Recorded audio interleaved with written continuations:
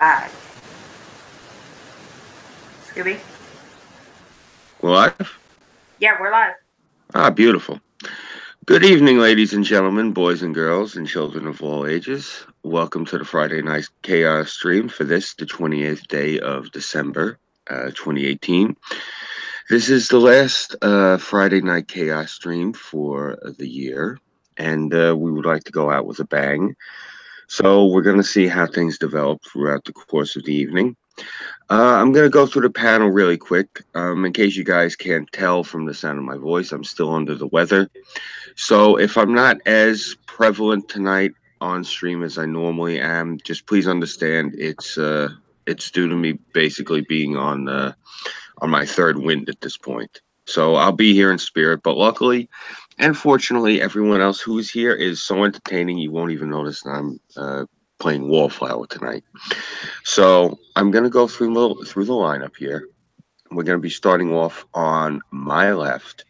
So please pay attention as the lineup is going to be different on your screen as it is to what I see in front of me. So as I read them off, follow each person as they speak, check out their avatar, and please subscribe to them if you're not subscribed already. I'm just the MC for this evening. These folks are, of course, what make the Friday Night Chaos stream chaotic.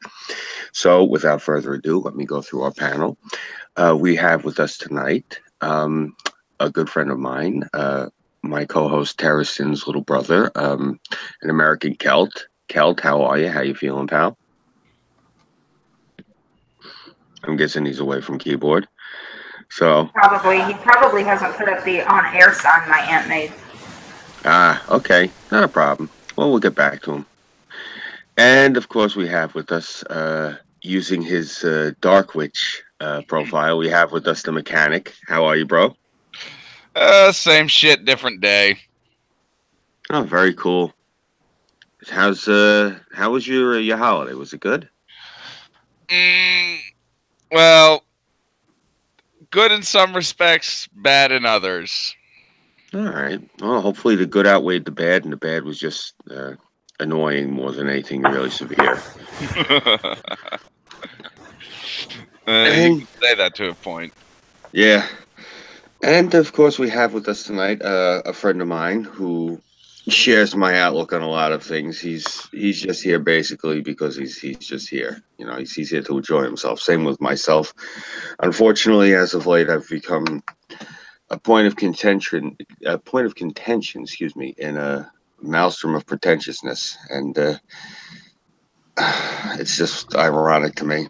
But Miastra, how are you, bro? How's life treating you? Oh, I'm all right. I'm all right. I mean, I don't really like getting involved in the e-drama silliness. So as long as that doesn't, rear its ugly head, then I don't really care. It's none of my business. I mean, oh man, people seem to put a lot of emphasis and care on things that appear and disappear. What is the scandal of the week? And fuck, man, there's too much going on in a day. Jeez. Yeah, you're telling me, brother. You're telling me. Well, hopefully tonight will be drama free, and we can just coast and enjoy ourselves tonight, and actually have a good, intelligent, civil conversation, and maybe accomplish a few things, God willing. And to that end, I like to go next to a young lady I've had the pleasure of streaming with the past few months now. A lot of energy, a lot of love, a lot of life, a lot of soul. Definitely worthy of the title, Queen of the South. Sarah, how are you? I'm okay, I guess. Before I came on, I got a little sick, but other than that, I'm pretty good. How are you, Scooby? I feel like I've been a welcome mat for the past couple of days. I just feel like death. And naturally, when I'm on the air, the dog comes downstairs. That's just beautiful. But yeah, I felt better. Thank you for asking. You're very welcome. And of course, last but definitely not least, we have tonight's host, because even though I'm emceeing, my computer is not working properly. So Tara is hosting for us tonight. Tara Sin. She is the head of the Musketeers streaming group. For those of you who aren't aware, a few people thought that I was the head of. I keep getting called the head of everything. I've noticed. For whatever reason, I noticed it was I was either the head of everything or Six was getting branded some sort of a mastermind. That's not how anything runs. But since Musketeers was Tara's brainchild and she set it up and set up all the scheduling and whatnot, it's Tara's group. Just to let everyone know, I just host Friday nights. Musketeers is mine. Yeah, yeah. So for those of you, not my captain. yeah. Yeah, so for those of you folks who are directing things to Tara, like she has some sort of like control or sway over me. As far as the stream goes, Friday night is mine. Rest of the week, pretty much Tara's the one running everything since Six is off doing his Gandhi thing right now. He's off on sabbatical, walkabout, whatever it is he's doing. Yeah, so right now, anyone who has any, I'll just say it, during the week, most of the time, I'm the one hosting, so you'll find it on my channel. My brother, an American Celt, has volunteered to start doing it Wednesday nights, so I'm going to teach him how to do it this coming Monday. It will be his first night, and then Wednesday will be his solo night. And normally Saturday, Sunday is Burnside. Yeah. And if he can't do it, I hop in on his account and I do it for him. Yeah. So basically, just really quick for people who were a little confused, because I did get a lot of people asking me questions. Chaos 120 no longer exists.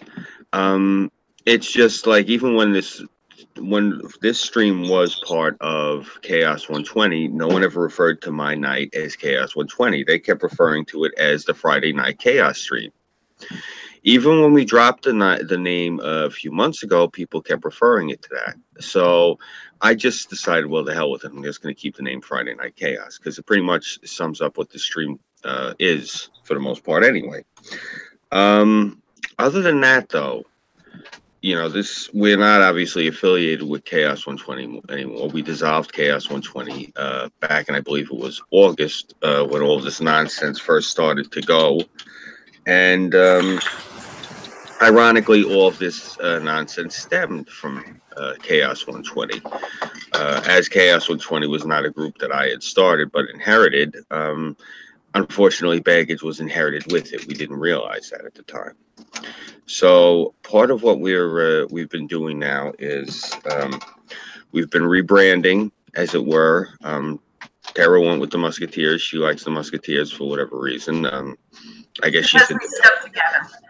I just thought you had a fetish for tight pants and poofy shirts. What do I know? No, it's a fetish for, leather pants and swords. But no, it's because we stuck together, all for one, one for all. Oh, okay, cool. What's with the digital Paisan on your TV? I'm just curious. It's Fallout 4. I'm going to have to snag my brother's controller so I can log in and change it. Oh, because I'm looking. So that I can well, see, he has a bunch of games downloaded, and it won't let me do it because I'm not the main person on the Xbox account. But if I have his controller logged in with his information, I can play whatever the fuck I want. Yeah, I'm just saying, like, I'm sitting here talking to you, and then all of a sudden I see this digital version. I'm like, what the hell? It looks like Rocco Franchetti from the neighborhood. What the hell is Rocco doing in a video game? That's too funny. I don't know. I'm showing my age. I was talking before about Donkey Kong. I can actually remember playing that shit in the arcade like 35 years ago. So, yeah, getting up there. Gonna be 40 this spring. My God, as the time go. Speaking of time, anyone made any resolutions for New Year's yet, or what? I'm gonna exercise more. Okay. Hey, Tara. What? Are mods active on Yes, that game? it is. Yeah, you might want to play a different game. I really don't care, but you're gonna send me your login information for your controller so I can get the play Fallout 3. Did I leave the controller there? Yes, you did. I know where your controller is.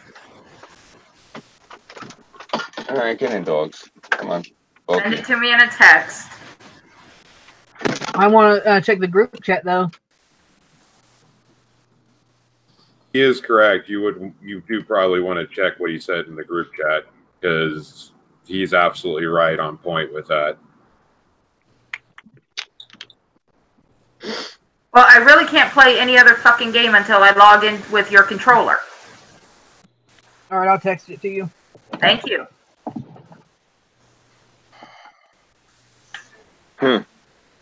So you can it's crazy how you can model these different games. Well, all Bethesda games are available for that. That's one of the things that drives me crazy about trying to stream Bethesda is like one of the most common Bethesda mods that you can get is it's called CBBE, and it's Catalina's body slider re-extender. But if you stream with that on, Bethesda can strike your stream because it does go into 18 plus content. I'm just saying, I was thinking about it. I remember there was I'm not sure if my brother-in-law was the guy who came up with the mod, but I remember he was one of those, he was big into computers back in the 90s. Thank you. It's really hurt my ears. I'm about to turn it down. Chill out. Oh, that ringtone has been pissing me off all day. Yeah, well, yours pisses me off all day. Shut the fuck And up. she complains about my Navi ringtone, but it doesn't go off nearly as often. Oh, no. It sits there and goes, hey, listen. Hey, listen. Yeah, a few times today. No. It woke me up several times. I hate Navi. God, Link. Yeah. I'll be back. Navi pissed me the fuck off because you could not. I know, right? Up. You could not shut her up. I literally had a Zelda Ocarina of Time on the Nintendo 64, and I had the cartridge with the freaking glitch on it to where at a certain point you could not go forward in the game. So at that point, and Navi would just continuously go, hey, listen. And at some point, I literally just doused the thing in gasoline and torched it. It's like, you know what? Shut the fuck up. Yeah. See, I don't understand. Like, I never got into Ocarina of Time to that level. I never found the story engaging. I think a lot of it had to do with how just shit the N64 controller was. I could not stand that thing. But I mean, irrespective of that, it was like that and Windwalker were the two that made me just walk away from the IP entirely. I was just like, yeah, that's done. Yeah. Yeah, I mean, I'm more of a Tomb Raider fan. Yeah, Tomb Raider I always liked, and I guess I like Tomb Raider because I came up on old school Pitfall. Yeah, I mean, I've got Shadow of the Tomb Raider. I just got it a few days ago. It's a fun game. I mean, they added a lot to the game. I mean, honestly, I think Shadow of the Tomb Raider is one of the best actually the best Tomb Raider they've come out with so far. You know what games were good? And I liked them because just overall the plot. The Prince of Persia series. Have you ever played Mass Effect? I played Mass Effect and I played Prototype when they both came out. I don't know, man. It's one of those things where I can't get into the urban adventure games. I guess just because I'm living the fucking urban adventure. I'd really rather actually play something that takes place someplace that's not full of like urban decay and sprawl and shit. It's one of those things. Like I played those two games and it's like it didn't appeal to me. It's kind of like the same thing like with the. Like, we were watching the Avengers the other night, me and her, because I never got around to seeing Infinity War.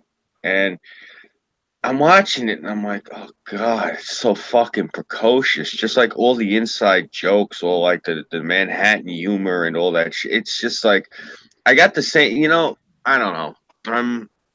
I couldn't get into Prototype because of that one vibe. You know, I can't get into the city games. Not like I used to when I was younger.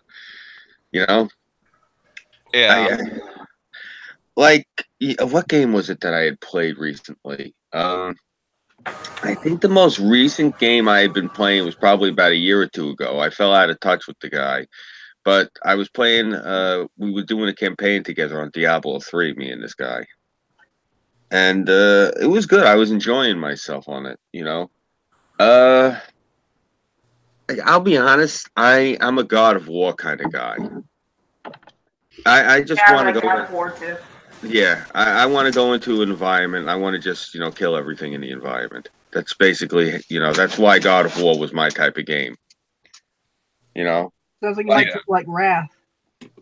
Yeah, like I remember Prince of Persia was really big at the time, and God of War dropped, and it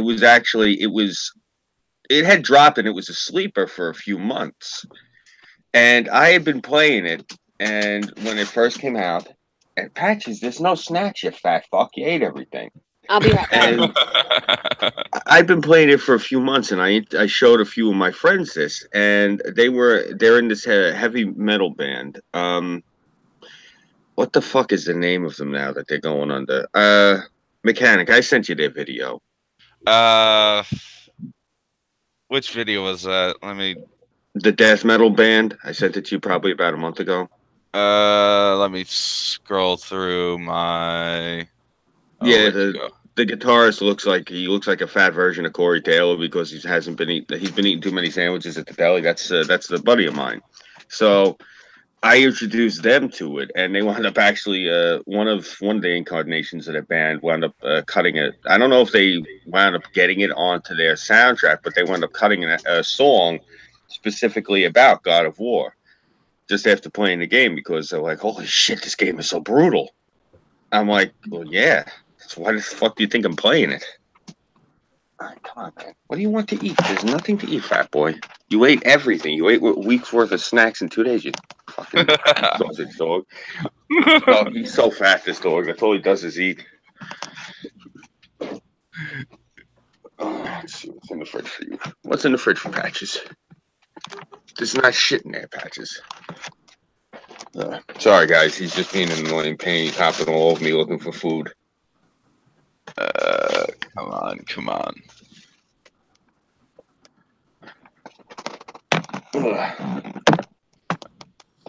So you guys are being really quiet. Oh, I'm mostly listening. Of course, playing a game. I've been in and out of live streams all day, so I didn't, unless I got something to say, I typically don't say much. Yeah. Yeah, I hear that. I got this. Nice. Like the previous stream I was in, I got into a conversation about like fundamentals of high-end capitalism and why you use a barter system based off of a neutral third-party agreed-upon denomination of minting and when that came out, and all that shit. And I can just kind of hear the chat just rolling over and dying because like that conversation is fun for me. But everyone else kind of finds it very dry and very dull. Well, since you brought it up, let me ask you: Are you a fan of the greenback system, or are you a fan of the gold standard? Well, okay. Here's the largest problem with anything. All right, so if you move into a high-end capitalist exchange, which we did post ancient Egypt, circa BCE. 2500 ish, like it's give or take 3 or 4 centuries. You have to use something as a universal trading modicum. Like in the Peloponnesian Empire, they use a particular type of seashell for that because of the rarity of the shell. So when it gets into fiat currency like the American dollar, when it's not backed in an actual hard-in commodity, you have incredible fluctuation in the cash. So when America went off the gold and silver standard, and I think it was the 1950s, we have seen a vast change in our economy. I mean, you could you could make the money backed off of, instead of gold or silver, an oil standard for backing the money, and it would work just as fine. The biggest problem is that when you don't have anything as a catch-all for that backing, it allows for a great deal of inflation and deflation of the currency, and that changes from day to day, month to month, year to year. And that's just a hardcore fact of using a unbacked fiat currency. Now, a backed fiat currency still changes, because a lot of people that argue for the gold standard seem to believe that there's never a change because gold has a constant value, and that's bullshit. Like right now, gold's at the highest trading value it's been in centuries because of how much it's used in computer components and your phone. Like a lot of people don't realize that if you have a smartphone, you're carrying around about 2 ounces of gold in your phone. Yep. That's why they melt them down in China. Yeah, that's why you can't fucking breathe the air in China. It's because they've been melting plastic to get the gold and precious metals that are within the electronics that they're melting. So, I mean, right now, gold and silver is probably impractical to use as a monetary back standard because it's needed an actual commodity. It's needed an actual inventive things, right? And it's not something that some rich douchebag royalty member just wants to hoard. Yeah. Wow. It's so nice to actually have an intelligent conversation. It's been a long time since. Well, I'm kind of a jack of all trades in that regard. I don't know a whole lot about anything, but I know a whole lot about a lot of things. So, I mean, there's some things that I can go into a great deal of depth on, and then there's stuff like the currency exchange we were talking about, and that's about as deep as I can go. Right. A little deeper, but not much. Like I couldn't actually have a heart to heart with an economist. Like I'd look like an idiot. Yeah. But, you know, I still understand the general concept of it. Well, consider yourself lucky. You know how many people probably have no idea what the hell you're talking about? Yeah. Like, seriously. Like, one of the things I always talk about, like, I was having this argument with somebody a few months ago, and we're arguing about minimum wage. And I was explaining to him, you know, real simple concept, blood from a stone. You up the minimum wage, the money's got to come from somewhere to pay that minimum wage. You know, every time you up the minimum wage, the trickle-down effect is it's fucking up the economy on the back end. Because who's going to pay that minimum wage hike? The consumer. And how is the consumer going to pay the hike? By paying more for the product that's getting put out. Your best bet, I keep telling everybody, is we have to actually get them. Like I've been saying, just do away with the minimum wage. First off, you're putting value on labor with the minimum wage. You want to put value to $1. I said this, and I think of how this would probably boost our economy. Okay, minimum wage, $1 American for a year. That's the minimum. No. See, the biggest problem with the minimum wage, and you hit on it. Your argument's correct, but your reasoning's wrong. Mm-hmm. The problem with the minimum wage is that it actually causes a stifling of business competition. Because Walmart or McDonald's, Pepsi-Cola, Budweiser, whatever, can afford to pay that $7.50, $15.50, whatever the minimum wage is. However, mom and pop's, you know, microbrewery can't. So therefore they go under because they can't afford to pay that much overhead. Right. So it's close. It actually hurts the business class more than it hurts the working class. And then the later effect is that it hurts the working class. So yeah. It's a little bit more complicated than what you presented, but you're on the right track. Yeah, well, I'm shorthanding myself a lot on this one. I'm just I'm throwing out a basic here. But the thing I was talking about was the other half of it. If they want to like adjust a value to it, I've been saying for years, well, okay, fine. You want to make a minimum, make it a minimum of $1 a year. And the people are like, that's absurd. Why would you do that? I'm like, well, you're looking to adjust how much rate of labor is worth. And by you making the dollar have that much value, you're goosing our economy substantially. What that'll do is that's going to start a cascade effect of deflation. It's going to cause prices to start to drop. Once the value of the dollar goes up, prices go down. You know, like similar, just not to switch gears, but it is related to this, like the economy. Hmm. I was talking to somebody a few months ago, when that thing went through with the, you know, if you don't want to bake cake, if you're a Christian baker and you don't want to bake cakes for a gay couple, you don't have to. And my thing was, I'm all for that because that's great for the economy now. Because what that does is now the Christians can turn around. Well, we don't want to bake cakes for you because you're gay, and so I can turn around and open up a shop that, hey, you're gay. I don't give a shit if you want to marry your dog. I'll bake a cake for you. Come on down.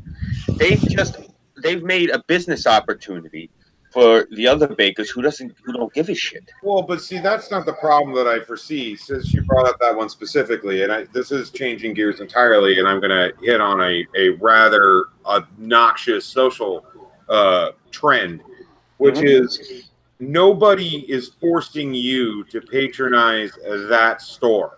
And since he's been hit, he's been practically run out of business because the guy's back in court again because activists are trolling him at this point with legal cases. And it is that. I mean, at this point, the latest one is that a pair of, I think it's either drag queens or transsexuals came in and forced the guy to make a cake, and he didn't want to do it. And now he's back in court again for another massively long litigation. And that is just as destructive to the culture because it's just as destructive to the society as no one serving you. People have to have the right to have their freedom of association. You cannot force association. When you do, things go very, very wrong. I mean, I'm a very strong libertarian in the quad political scale. I hate authoritarianism in general, be it right wing or left wing. It doesn't matter who's the authoritarian. I can't stand it. Yeah, and I'm the same way. Well, that's what I'm saying is, like, part of the thing now is on the silver lining of that is not only now, well, I don't like that they're dragging him back into court. I had heard about that. I only glanced at the headline. I didn't really read it. So this is the first I've heard the whole deal. I'm just saying, like, just how this guy has the right to practice his religion and not be bothered. Like, you know, if I've heard different versions of how it went down, but if it would have went down the way I would have liked it to go down, where he politely said, hey, look, I ain't baking you the cake, it's against my beliefs, you know, he should have that right. They shouldn't be able to force him. The other half of it is, again, like I was saying, by him having that ability and that right to say, I reserve the right not to deal with whoever I want to deal with, it's my business. Again, it makes the opportunity now, the economic opportunity for the other guy to open up a bakery that, yeah, you want a cake that looks like a dead baby, I'll make it for you. I don't care. You know? Yeah, I mean, what those laws were originally on the books to cover, and this is one of the reasons why I really hate it when people say there ought to be a law for, because this is where you're seeing the corruption of a legal statute. Those were on the place where you're segmenting entire sections of the society out. So originally when they were first presented, if you were a Black American in the South, you could not get service anywhere. Okay, that's a problem. When no one in the town square is going to allow you to patronize at all. Now the flip side of that is there's a million other fucking bakeries you can go to. There's no reason why you have to go to that one. It's not like everyone in town is not going to sell to you. Yeah. So you're using a rather, at this point, outdated statute to force a modern moral view on people that, like, really quick to button this up. To go back to my previous stream, I was talking about how financial institutions should cover just financial institutions and not moralize. Well, in the same regard, you shouldn't use legal structures to moralize every aspect of your life, and that's what they're doing in this case. I mean, from the gentleman there's 3 other bakeries in that town. Now, if every bakery had an agreement not to bake a cake, then that's the case for the lawsuit. But just because one guy wants to refuse service doesn't mean that you can constantly drag him in and out of court. Yeah. I get thrown out of places constantly. People tell me they don't want to deal with me because they tell me I'm an asshole. I mean, I'll sue them for that. Well, that's because you can't sue for that. I mean, because not yet. Well, no, actually, that covers the way that the statute's written. You can't actually sue for someone acting like an asshole. What you can sue for is if they pick an immutable quality that they wish to go against. So the basis of the lawsuit is the fact that because of their sexuality, which is something that you cannot change, they are being discriminated against. That is not your attitude. That is something that you're born with and develop into, or any permutation thereof. However, it's something fixed after generally adolescence. So it's not something that you can change. Whereas your attitude, you can get that fucking shit adjusted. Yeah. So, I mean, there is a huge difference between the way you act and things that you can't change. It's like, I will not serve anyone with blonde hair. Okay, that's something that you can't change outside of a dye job. But the general concept, though, is that you're going to discriminate against everyone with blonde hair, dyed or not. So that's something that they cannot change. See what I mean? You see what I'm getting at there? It's a bit more complicated and nuanced than that. It's just being used in a very heavy-handed way. Gotcha. I'm glad that you cleared that one up because, a lot of people think that they can sue for anything. Well, you certainly can sue for anything, but then when it gets thrown out because it's an egregious lawsuit, you have to pay a shit ton in fines and court costs and lawyer fees and all that other shit. Yeah, you can try to sue for anything. It's just most of that you're not going to succeed. Exactly. You can certainly try to do anything, but it's like growing wings of your own volition. You can jump off a building because someone says, oh, if you jump off this certain building, you're going to grow wings. If you jump off that certain building, the only thing that's going to happen is you're going to hit the ground at a certain speed. Mm-hmm. It's not going to be too pleasant either. Like, I remember some of the shit that I would hear people suing for when I was a kid around here. And I remember, like, when I was younger, it was like a running joke. Who would have the crazier lawsuits, New York or California?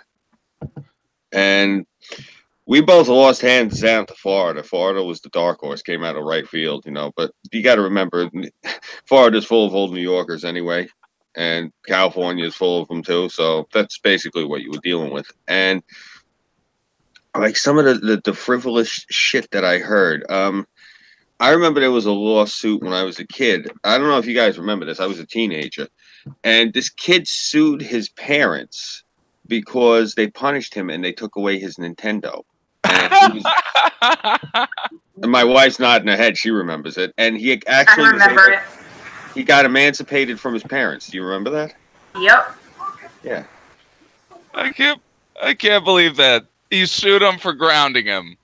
Yeah, and he was able to get emancipated. Wow. Well, I mean, that's a different conversation about DCF and that shit. I mean, a better example is, do you guys remember the California and Winnebago suit, where the guy sued Winnebago because they didn't explicitly say in their user manual that cruise control is not auto drive? So the guy got up from the driver's seat to pour himself a cup of coffee, and the Winnebago wrecked, and California gave him a new goddamn Winnebago. Jesus. Yeah, we were talking about that the other night, and I'm saying to myself, because we were talking about it being an urban legend, I'm like, I remember hearing about this, actually. I'm glad you brought it up, because I couldn't remember the stipulations of the case, but I do remember hearing about it when I was a kid. Yes, I actually looked that up when Scoob mentioned it the other night, and I'm like, holy crap, that was actually a thing. Yeah. I had a great laugh about that. Well, to be fair, they've had to do a lot of backpedaling the past couple of years with advertising, because a lot of I remember, oh God, half of the lawsuits that would go down. The children's toys in the 80s and 90s. I remember that's part of the reason Hasbro, Kenner, and Mattel all wound up having to merge, because they were getting sued right and left for all the deceptive advertising that they were doing. Like, they were literally, like, they were showing toys doing shit that the toys didn't do. They showed features that they didn't have. They were doing all this, like, sneaky, underhanded shit. And I remember because that was actually part of the thing in Santa Claus the movie was actually they were taking a shot at the toy manufacturing in this country.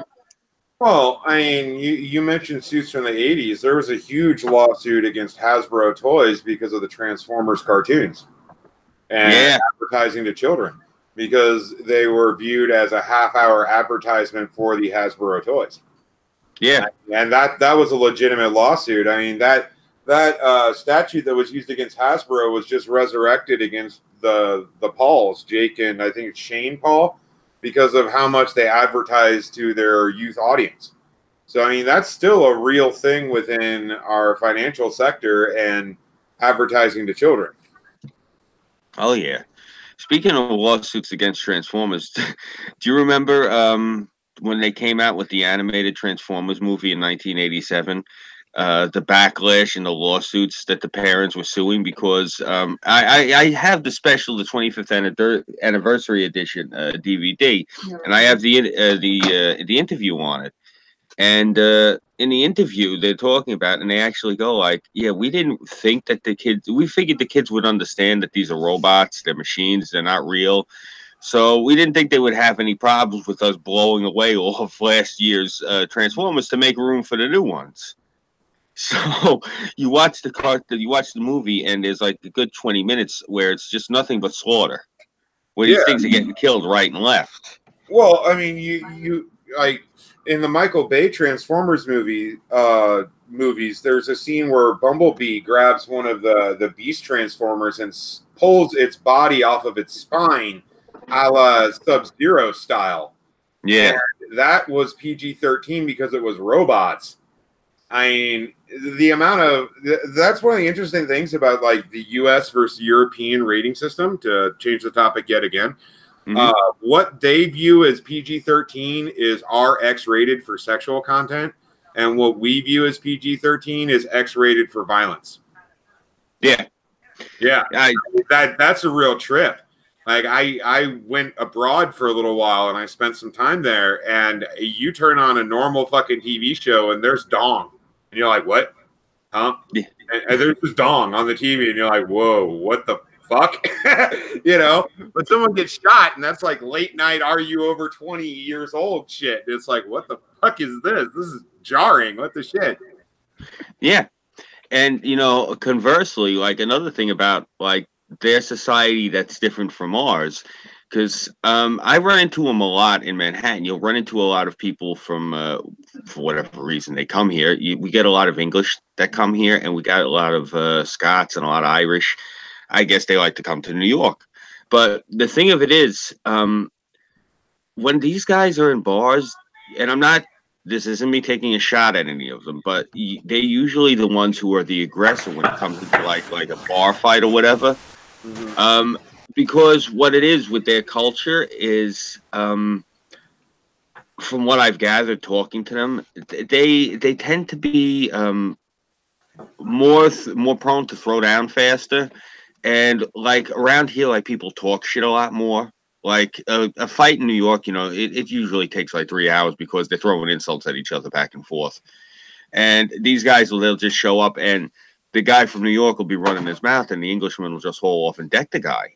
Yeah. And like that's a thing over in their culture. Like this is the same with stabbings and knife fights. Like it's incredibly common, at least via reporting for knife fights and shit like that outside a bar, where that's incredibly uncommon here. And I've dealt with that as an actual bar security before. I mean, I was putting up with this douchebag, and I couldn't tell where the fuck he was from. European something, Scandinavian something. Yeah, I really couldn't tell, but he had that Scandinavian English speak. And the dude didn't like what I had to say and pulled a knife on me. And I'm like, dude, you don't want to do that here. And he's like, why not? And I'm like, I can legally kill you now. It's stand your ground. I can legally kill you now. The guy's like, bullshit. And I'm like, nope. No, you take a step towards me and you're a dead man. And that's one of my stand your ground cases, actually. Like that guy, his head met the concrete a good 8 times before the ambulance showed up because he was not wanting to calm the fuck down. That dude. I ended up actually. Man. You know what a anti-brake is? You know what that is? What? I'm sorry, you broke up there. Do you know what an anti-brake is? Anti-brake. No, enlighten me. Okay, so it's when you take a hinged joint, you hyperextend it to break it back the other way. Yeah, so okay. Like elbow or knee. That's an Yeah. anti-brake. I ended up doing that to an arm and a leg, and the dude still wanted to fight. Man, he was hopped up on something, and that's part Probably of why the legal stand your ground was the fact that he tested positive for narcotics, and they didn't tell me what, but he tested positive for narcotics. So you know, if you were able to bend his knee and his elbow back, and he got up and was still trying to come at you, that's angel dust. I don't know what it was. They didn't tell me what it is, and I don't. No, I mean, I've from what my own personal experience, from what I've seen. I've seen meth heads be able to get up from some crazy shit too. So I mean, I don't know. Meth for some reason is not as popular over here. Dust back in the day. Meth is everywhere out here. Like the primary drug in Kansas is marijuana. The second is meth. It's not big in New York at all, believe it or not. No one touches the shit. Well, why? You guys have a thriving coke industry out there. True. No one really wants to screw around with the bathtub crank. Upstate though, it's I don't know if it's big up there, but my God, you go to Utica at night and you can see all you see is the orange light coming out the windows because everyone's cooking. You know, but. Well, I mean, it's not so bad in the city, but I mean, you get out into western Kansas a little bit down the road, and that's all you can find. Like, I was doing a job out in Eugene, Kansas, and I was out there, and to buy a quarter ounce of pot was $300. To buy a quarter ounce of meth was $50. Damn. Yeah, 7 grams of meth for $50. Or $300 for ditchweed pot because it was just easier to get the meth. And I'm just like, yeah, no, I'm good. I'm gonna go to the liquor store. Thanks, bye. Yeah, Jesus God, like I like my teeth where they are. Thank you very much. I never understood the appeal of meth. I mean, why would you want to take something that makes you feel like you're late for the bus? Like that anxious feeling that like amphetamines give you. Like, who the fuck wants to feel anxious? Like, I feel like that normally, even without coffee. Like, I really want to enhance that feeling. Yeah, no, Yeah. I don't understand it either. But that's largely due to the fact that as I told you before, I have an incredible, I have adult ADHD. Yeah. I had it through as a child, and I still have it as an adult. So when I take uppers, they generally put me to sleep. When I take downers, they generally wake me up. Now, to a certain point, they don't. So, like, one of the pain medications I'm on is a heavy duty opiate, and I'll take that motherfucker, and I'm down. Like, there's nothing I can do. I'm just on the fucking ground, drooling on myself, and I do not know why people do opium and heroin because that's not fun. But you know, I mean, like, the best way to put me to sleep is give me an espresso, man. Like, give me one of those, and I'm fucking out for like 2 hours. Just drops me.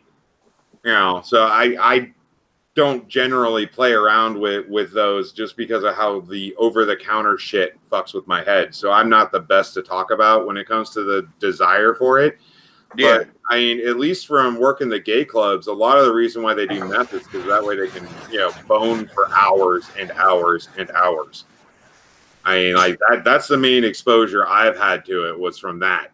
And I don't know why. I mean, I was like, go catch a disease, but whatever. I mean, that's a whole different conversation, I guess. But yeah, well, no, like my experience also again with the gay clubs, specifically if you go to Webster Hall in Manhattan, there's I think 4 or 5 floors. It's been a while. One of the floors was that was basically the floor where all the gays would go. Yeah. And the reason I remember specifically that they would go to the gay floor is because that's where you would go to get the best K. There was this one guy, I want to say this fucking guy called himself Bambi. Whatever. It was, like I said, it was the gay club. And so this guy, he was known as a cook. And so people, they would go in Webster Hall and they'd go down to the gay floor and they would look for Bambi to cop Special K off of him. Like that was like from when I was around in the club scene there. Like that was a big thing with them was they would take K. Now this is the thing though, because K is a tranquilizer, but I guess when they cooked it, it did something to the chemical makeup of it because they'd be sitting there dancing and flying all over the floor like it was nothing. They'd be sitting there doing bumps of K. And if you took too much, then the tranquilizer aspect would kick in, and you get into what they would call a K hole. And you'd see one of these idiots, like sitting in the corner, just drooling with his eyes bulging out of his head. Yeah. But that was the big thing at the time. It's about 15 years ago. The majority of my job was to keep the drugs out of the club, and I again, I'm a libertarian. I don't care what you do in your own home. It matters what you do out in public. That part really fucking matters. So from my perspective, I don't care if you're a crackhead, for fuck's sake, as long as you do it in your own house. Like when you're out in public, or worse, when I have to deal with you, that it fucking bothers me. And then it really fucking bothers me. Because I have no patience for people who have taken themselves over the limit at all. Like, fuck off, man. Like, no. Yeah. Hey guys, what's going on? Hey, what's happening, brother? I'm trying out my memes of destruction memes. Hey, Porpoise. Are they good? Are they good memes? Yeah, pretty good so far, I guess. Well, you're too kind. You're too kind. I am. What are you doing in here today? Well, you came a little bit late. We actually were going over economics before, but then we kind of wound up segueing into Miastra used to work security, and I used to work security. So we were just comparing notes about the weirdos we had to throw out of the bars over the years. Good times. So how you been? I haven't talked to you in a little bit. Been a while. I just got done streaming, and I had to take a minute to breathe because I read a story that had me lightheaded. Really? What'd you read? Yeah.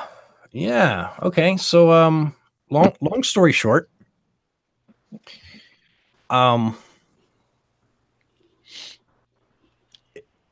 there's this old Russian lady. She hit her son over the head with a frying pan. He died. He collapsed and died and was dead on her floor in her kitchen for 24 hours.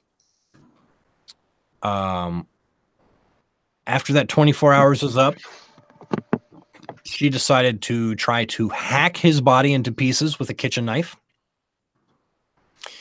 When she realized that wasn't going to work, she went to the store and bought power tools, cut his body up into over 70 pieces, one of them being just his penis. Consider it mom. I know.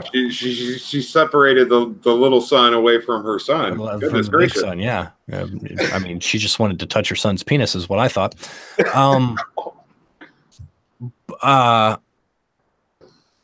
Then while she was, and she would have continued cutting the body parts up into smaller pieces, but she hurt her hand on the power tool, and she went to the hospital. She was at the hospital for a week, right? So she must have really hurt her hand. At the end of that week, her neighbors called her and said, "Hey, your house fucking stinks." So we went over and we saw some black trash bags in your front yard. We opened them up and found out that there was fucking a dead body in there. So we called the police and told them there's a fucking dead body rotting outside of your house. And she said, "Oh shit." And she left the hospital, checked herself out, and went home. To the police, who had been already called by the neighbors who said there's a dead body rotting outside of her house.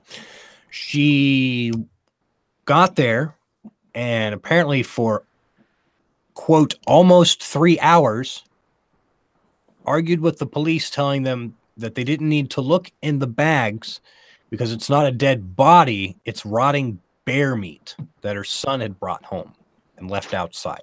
The police, again, after 3 hours,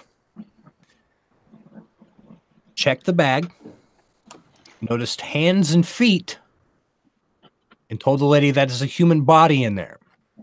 She then decided to drop the ruse and say, "You're right, it is a dead body. It's my son's body. He was trying to rape me." Whoa. The police take her into custody. She goes before trial. And the judge or the court system of Russia decides that she is guilty, but her punishment will be as follows. She is to immediately return home and stay in town for 23 months.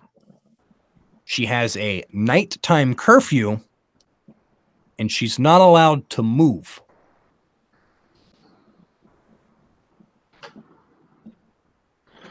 Well, that's lenient. Wasn't a flying fuck? Yeah, you guys do those comparatively shitty Florida man stories?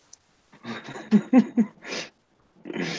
right, yeah, Russian lady kind of blew that out the water. Yeah. What happened? Imagine hacking your son to pieces, taking his dead body, putting it in a black trash bag, and leaving it outside of your house in your front yard. And then leaving for a week. And then when you go home, you try to tell the cops for 3 hours that it's not a dead body, it's just bear meat. And you're like, well, my son raped me. And you get found guilty. You legitimately get found guilty in a court of law, air quoting law, of literally murdering and dissecting your fucking son. And your punishment is go home. What? Wow. Is Russia that bad that that's a legitimate punishment for them? The end of the story concludes. One of the officers involved in the investigation, and I'm also air quoting that as well. One of the officers involved in the investigation says, "It's crazy, I know. We haven't had a case like this in 15 years. Only 15 years.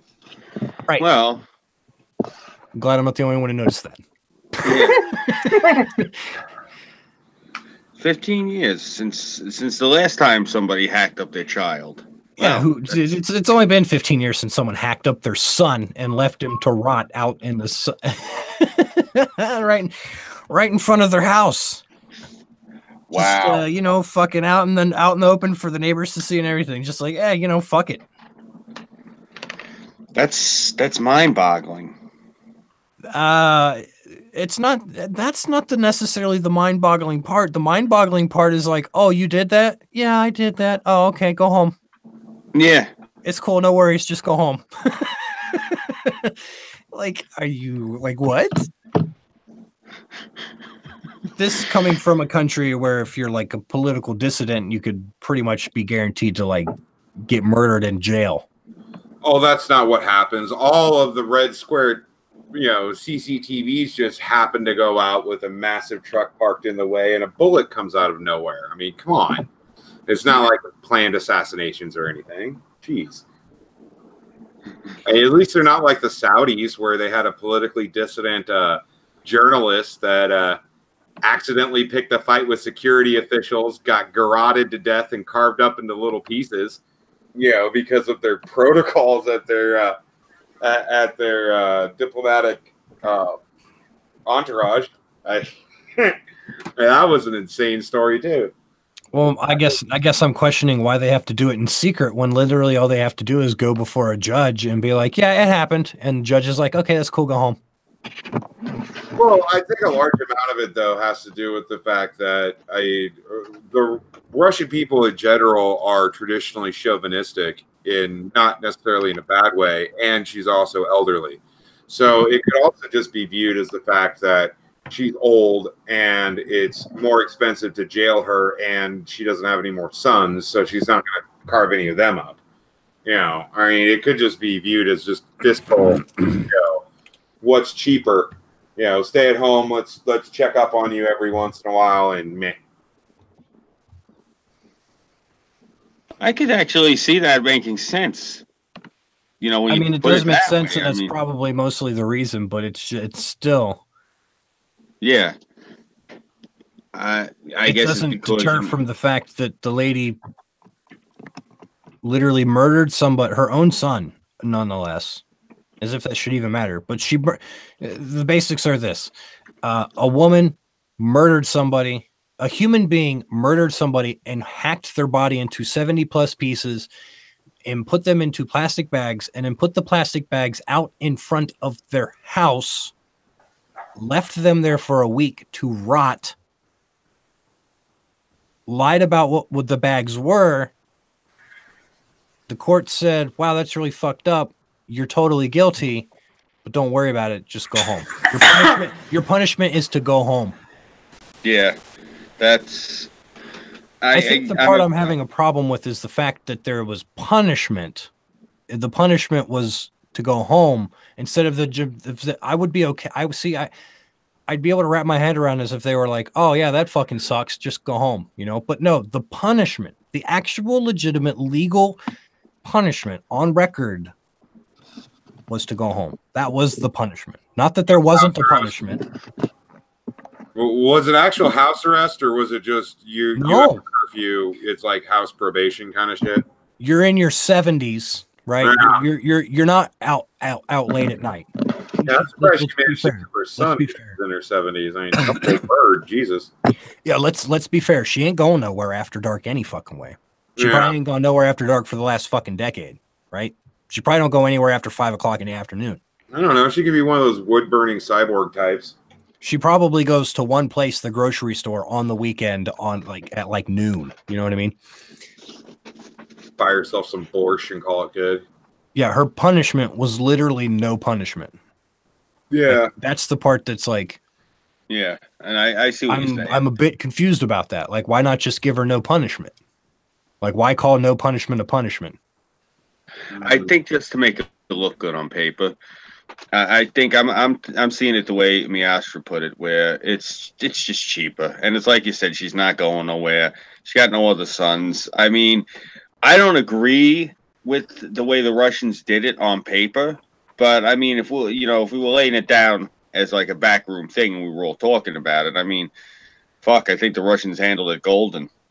I mean, really, I know I hate saying it like that. I mean, the guy's dead. She chopped him the fuck up, left him sitting there for a week, in bags. That's your own kid. You do that to him. That's some fucking evil shit. But fuck, the horse already left the barn. I mean, I understand the way the Russians handled it, but there's really not.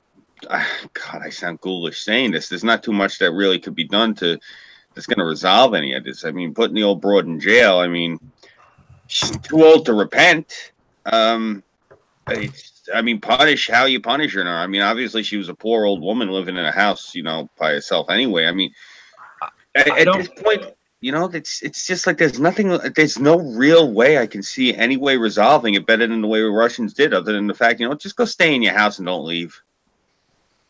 I don't have a problem with there being no punishment. I don't care. I don't live in Russia. I'm not this lady's neighbor. I have no room to care about whether or not she's punished or not. My issue is the fact that Russia, and I guess I shouldn't have an issue with this because it should be, it's like, in Russia, something, like, yeah.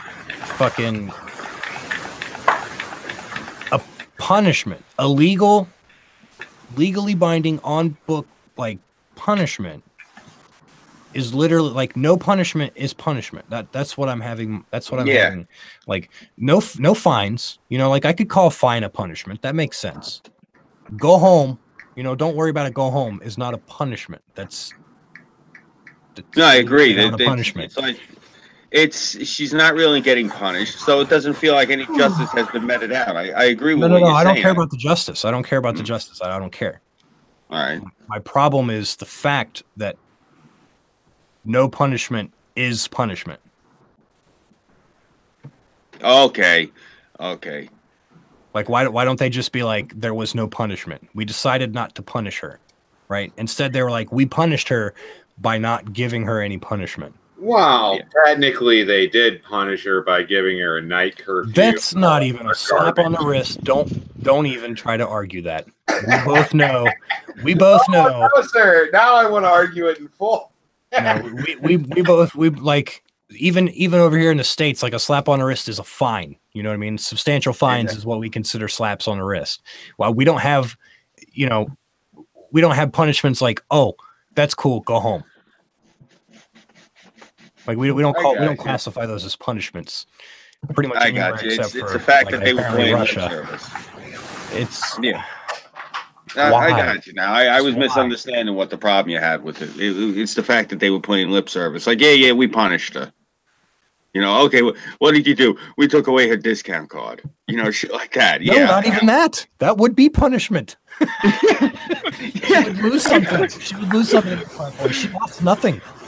Apparently, took away her absolutely nothing. Card. She didn't even care about her son enough to not fucking hack him into fucking pieces. Right? Yeah. So I figured, when you first started reading the story, when you said after 24 hours, I figured that this poor old woman was sitting there for like 24 hours trying to revive the poor bastard. No, after 24 hours, she's chopping him up. No, let's be fair. Let's be fair. That was not happening. Yeah. She probably went to bed, woke up the next day, and was like, "Wow, he's still laying there." And then the next day came, and she was like, "Well, you know what? I should probably get rid of this dead body because this is going to start to make my house smell." Right? So, being an old lady, she took her problem and just threw it out on the yard because now it's the world's problem. This is no longer my problem because I don't go outside. What the fuck? I don't need to go outside, so I don't care what my front yard looks like or smells like. So, bam, dead body, you can go right out there. Well, I mean, to take it away from an actual human death for a second, how is that any different than how at least? I mean, we're talking about Russians. I've already taken it away from the fact that it's a human death. Oh, okay, fair enough. I mean, a little bit tongue-in-cheek, but sure. I mean, how is that any different than how we handle animal hoarders or hoarders in general when they are absolutely a fucking danger to everyone in the neighborhood, yet at worst, they lose their house at worst, and who wants that house after they're done with it?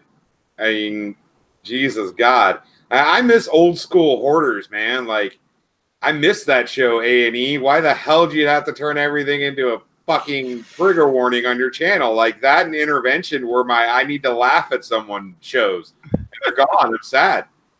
I stopped paying attention to hoarders when they had this lady on who had so many cats or she was so crazy. Like, she had a lot of cats, don't get me wrong, but she was so crazy about keeping cats that when they died, she would put them in plastic bags and put them in the freezer. That one.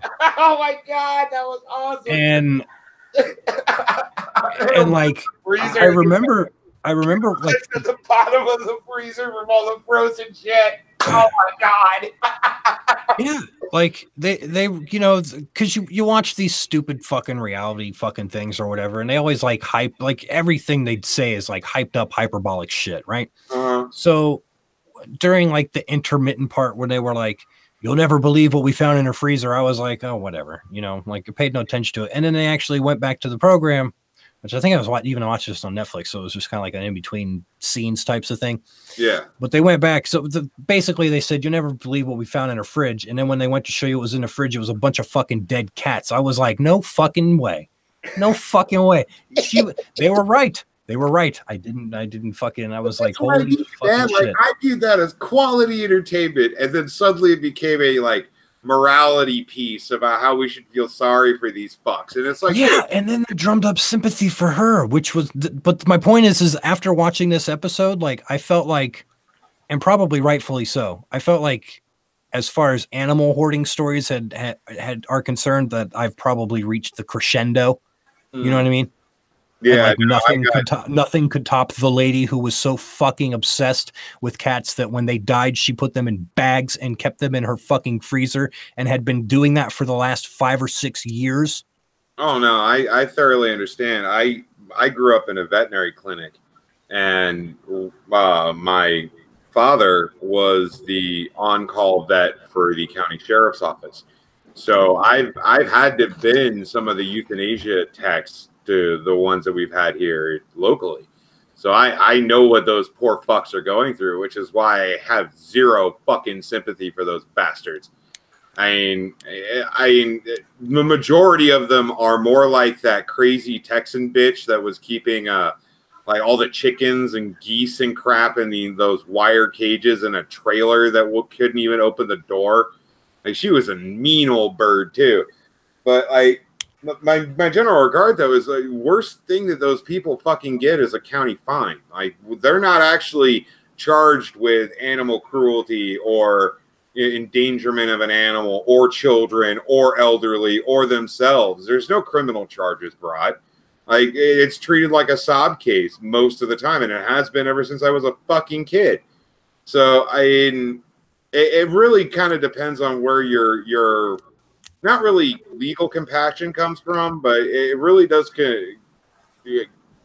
It's more based off of what the society views as an acceptable feel sorry for you crime.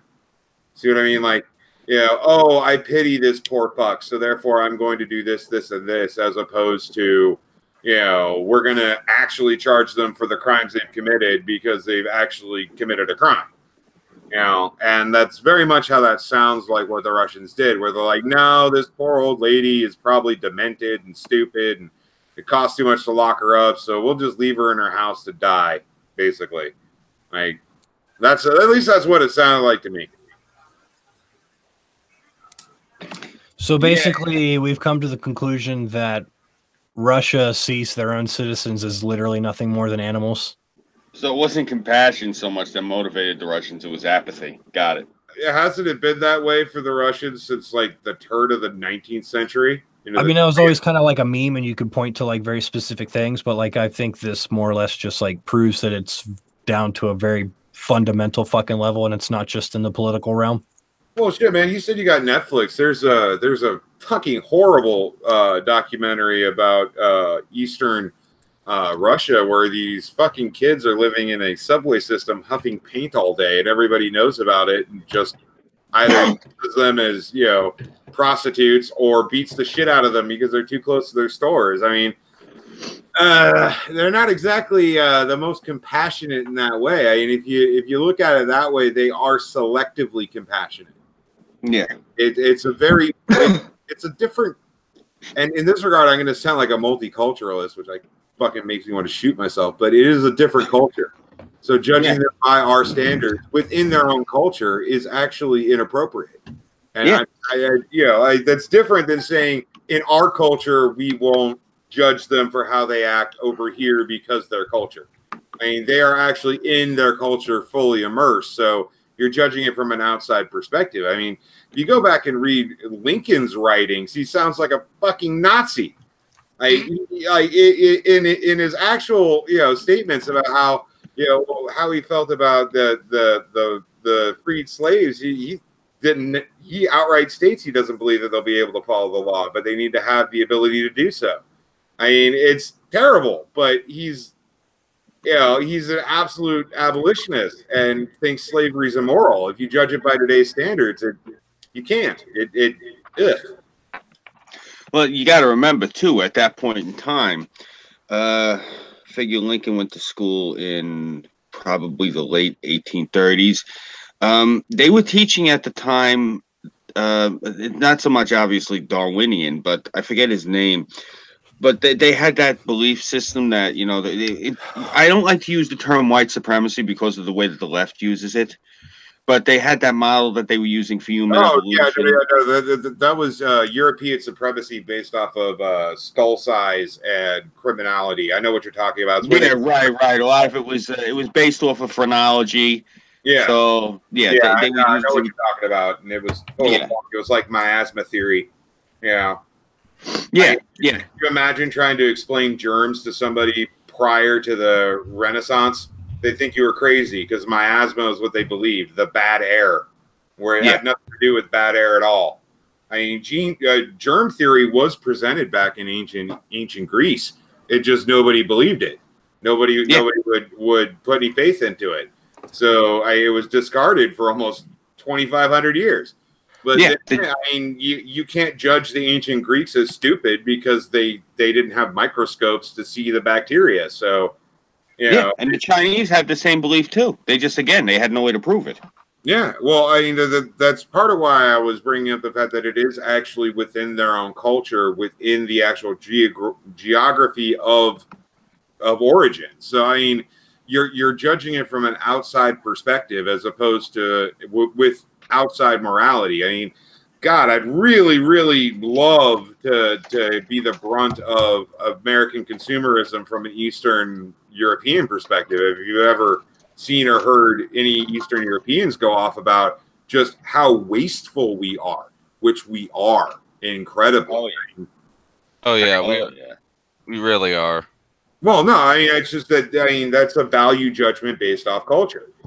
And from our perspective, it is not wasteful to throw away that plastic cup. It's actually wasteful to keep the fucking thing. That's what turns you into a hoarder.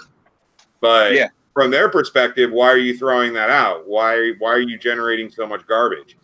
Well, I mean, if keeping a plastic cup is hoarding, then yes, I'm hoarding because I have 2 racetrack cups that I just keep reusing over and over and over. Well, I brought that up as an off-the-cuff example, but... Well, yeah, I'm just using the plastic cup thing to iterate an example of reusing something. Because some hoarders do reuse some of the crap they keep. Yeah. No, I mean... Yeah, no. I mean, they can't, or else they wouldn't be hoarders. Yeah, I mean, that's the difference between an extreme couponer and a hoarder. Extreme couponers don't carry it to the point where it is technically hoarding. They just have a pantry the size of a full basement full of foodstuffs, but they do actually cycle through them, use them, and get rid of them, and they don't throw any away. I mean, there is a difference between those two things, and there is a differentiation. I just couldn't think of a better example right then. Plastic silverware. That's a good one. I don't see why you keep a fucking windy spork. Like, I'll need this spork one day. Well, I mean, I hate using it. I hate using plastic silverware. That's why I just throw it in a drawer because I don't know what to do with it. And I don't want to throw it away because, you know, it's just generating crap. I'll tell you what you do with it. You do exactly what I do. I take all of the plastic straws, the forks, and the knives that I get that I don't use, and I also put them in a drawer like you do. And then when Halloween comes, I put those in a bowl next to the candy. And when the kids come up with costumes, they get the candy. And the assholes who come just in a T-shirt and jeans because they want free shit, they get the plastic forks and they get the plastic spoons and knives. That's what I give them. Okay, you gotta wear a costume. I'm gonna use that idea now. Yeah, I don't know why you guys are being more practical with this. Like when I get that extra stuff or whatever, which is rarely, but on the occasion that I do, I'll keep it. And when the day comes where like I'm ready to eat something, but all the dishes have been ran through the dishwasher and like everything's clean, I will then use that plastic utensil. Well, I hate using the plastic utensils because they are so hard to clean. You can't get everything off of them very easily. No, I use them and then throw them away. Well, but I hate throwing them away because they don't recycle them. They go into the trash, which just generates more crap in the city dump.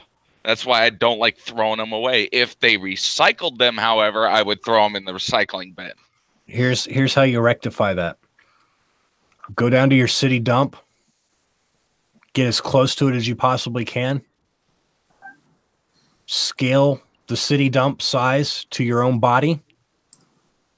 And then go home. And then take those plastic things out of the drawer and scale those things to your body. and then throw them in the garbage. Well, I mean, it's just adding to the pile. I hate adding to the city dump pile. If you're the only one that's not adding to the pile, you're wasting your time. Well, I don't like adding non-biodegradable crap. No, Well, the same way. I got news for you. It ain't gonna do. If it's not degrading anywhere, then it's not degrading anywhere that you're keeping it. Okay, yeah, but I mean they're unused, and I think I'm gonna use Scoob's idea. Yeah, you're better off. Give it to the shits who come in t-shirts. And you know what they're gonna do? Throw them in the middle of the street somewhere. Let them throw it in the trash. I think that's my point. They won't Come even, on, them. Seriously. that's my point. They won't even throw it in the garbage. They'll fucking. You're lucky if they don't throw it in your yard, but they're gonna throw it in the street somewhere. Well, my house is well known at this point around the neighborhood, and they know like this is how I do it. Like, I give people regular, the Halloween candy if they come in their costumes. If you come dressed like an asshole, I'm just gonna give you, plastic sporks or whatever. But you'll get a king size Snickers bar out of me if you show up in. I had one kid show up one day, and I'm looking at this asshole, and the kid, I'll give him credit. He had balls. He was wearing one of those fig leaves. The one was like it was a fig leaf. Yeah, that's pretty fucking ballsy if he's running around like a. You'll give him credit for wearing. He's got balls. I give him credit. He's wearing a fig leaf. Yeah, well, he's got balls. You can see him. But my point is, that kid, he came at, and I'm like, you know what? Hold on. I said, I got Subway. I got 2 sandwiches because they had the deal. You want a sandwich, kid? He's like, yeah, sure. Get a sandwich. I'm like, oh, there you go. Yo, you earned that. Seriously, rock on. All right, it's late for me. Oh, I only intentionally stopped by to say hi, but then I started telling us about the crazy Russian Russia. Yeah. And Russia led to whether or not to throw sporks away. I don't know how we got here. It's too late. It's anarchy on this show. Yeah. Yeah, it's like Friday Night Chaos. No false advertising here. Enjoy you gentlemen, enjoy your autism. I'm going to bed. Sleep well, National. Be good, bro. One of the things I miss, since you're talking about landfills, they don't make them anymore, but they used to make them in the 80s. They make them now. It's like not what it used to be. You used to be able to get them. Because I had so many sisters, and I used to love when they would bring them home. They would get the legs pantyhose and the plastic egg. I used to love those. That giant plastic egg, half the size of a football. I used to put all my dinosaurs in it and shit. I was wondering where the hell you were going with that. I'm like, dude, is Scoob going to admit that he wears pantyhose or some shit? What the fuck? No, I was just thinking about it because you were mentioning the landfill. And there was actually, I worked at the landfill. That's the job I had where I got injured. And there was one pile that was all, and obviously I'm not going to go near the things because, I'm a grown man at this point and it's completely disgusting. But there was one pile of nothing but those old pantyhose eggs, the giant eggs that they came in.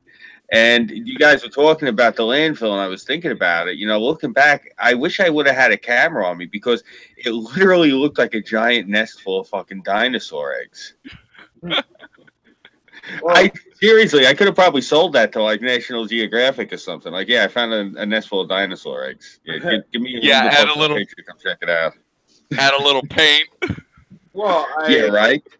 You guys have all seen National Lampoon, right? Like, you bring up the landfill, that makes me think of the movie where they get gifts from the guy that works at the sewage treatment plant. It's like a wallet and shit. Like, here, I got these for you. Wait. Ew, and you throw them out. Yeah. Oh, my Lord. Oh, my Lord.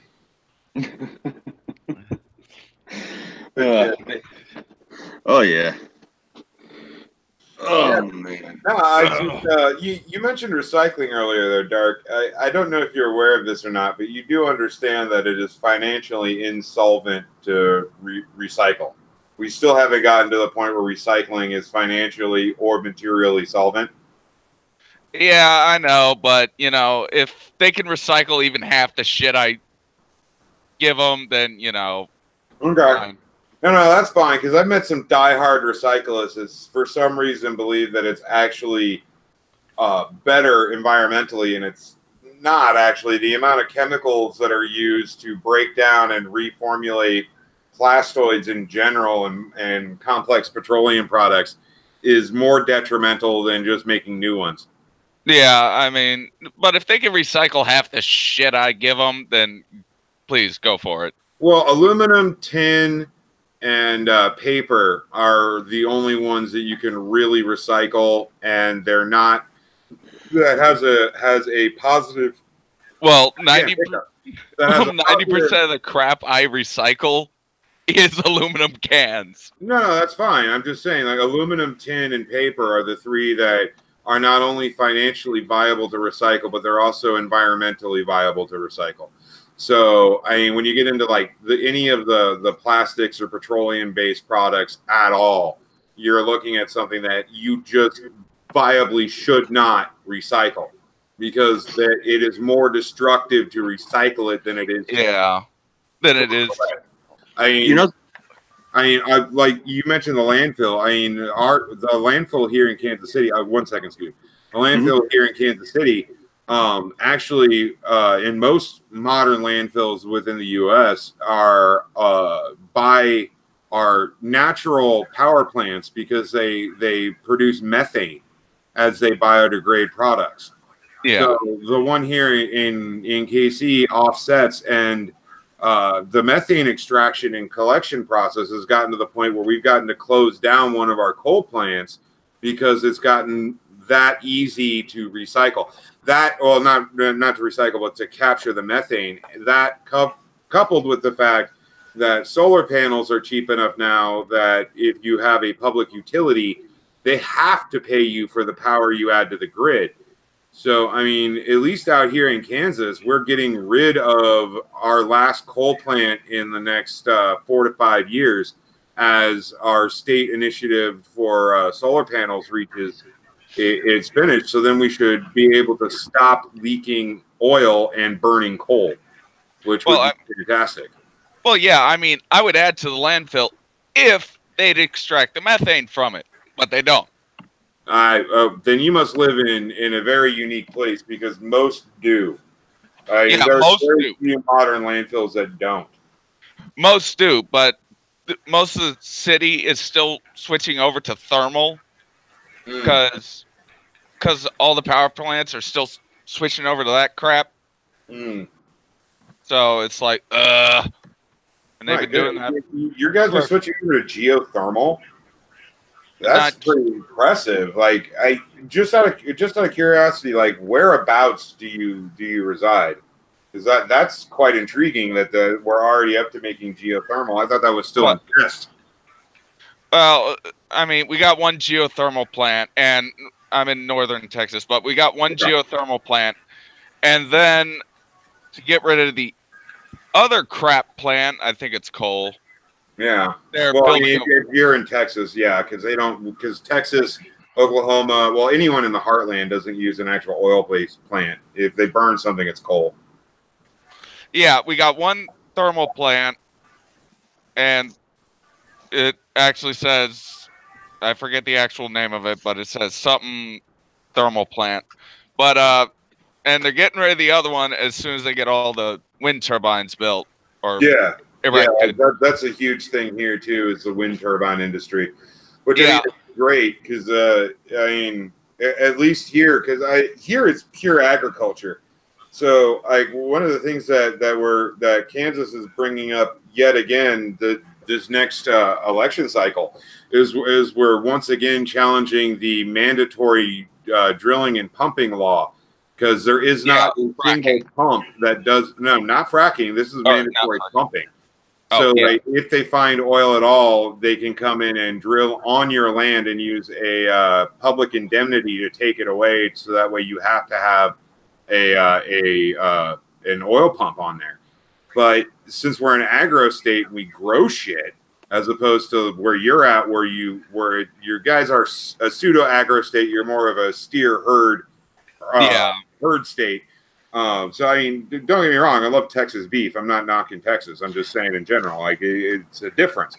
If there's a spill at all, you lose the entire area around like the oil pump. And if we could do away with that, it would actually clean up a lot of our farmland. And that's one of the things that we're moving to do. That's why we have the natural energy push up here that we do. Yeah. I mean, and also, actually, the first 3 wind turbines that went up were ironically paid for by the college to power their new stadium. Oh, I mean, I have a lot of gripe about the way that sports stadiums are handled as far as the state welfare they get, but that makes total sense to power them that way.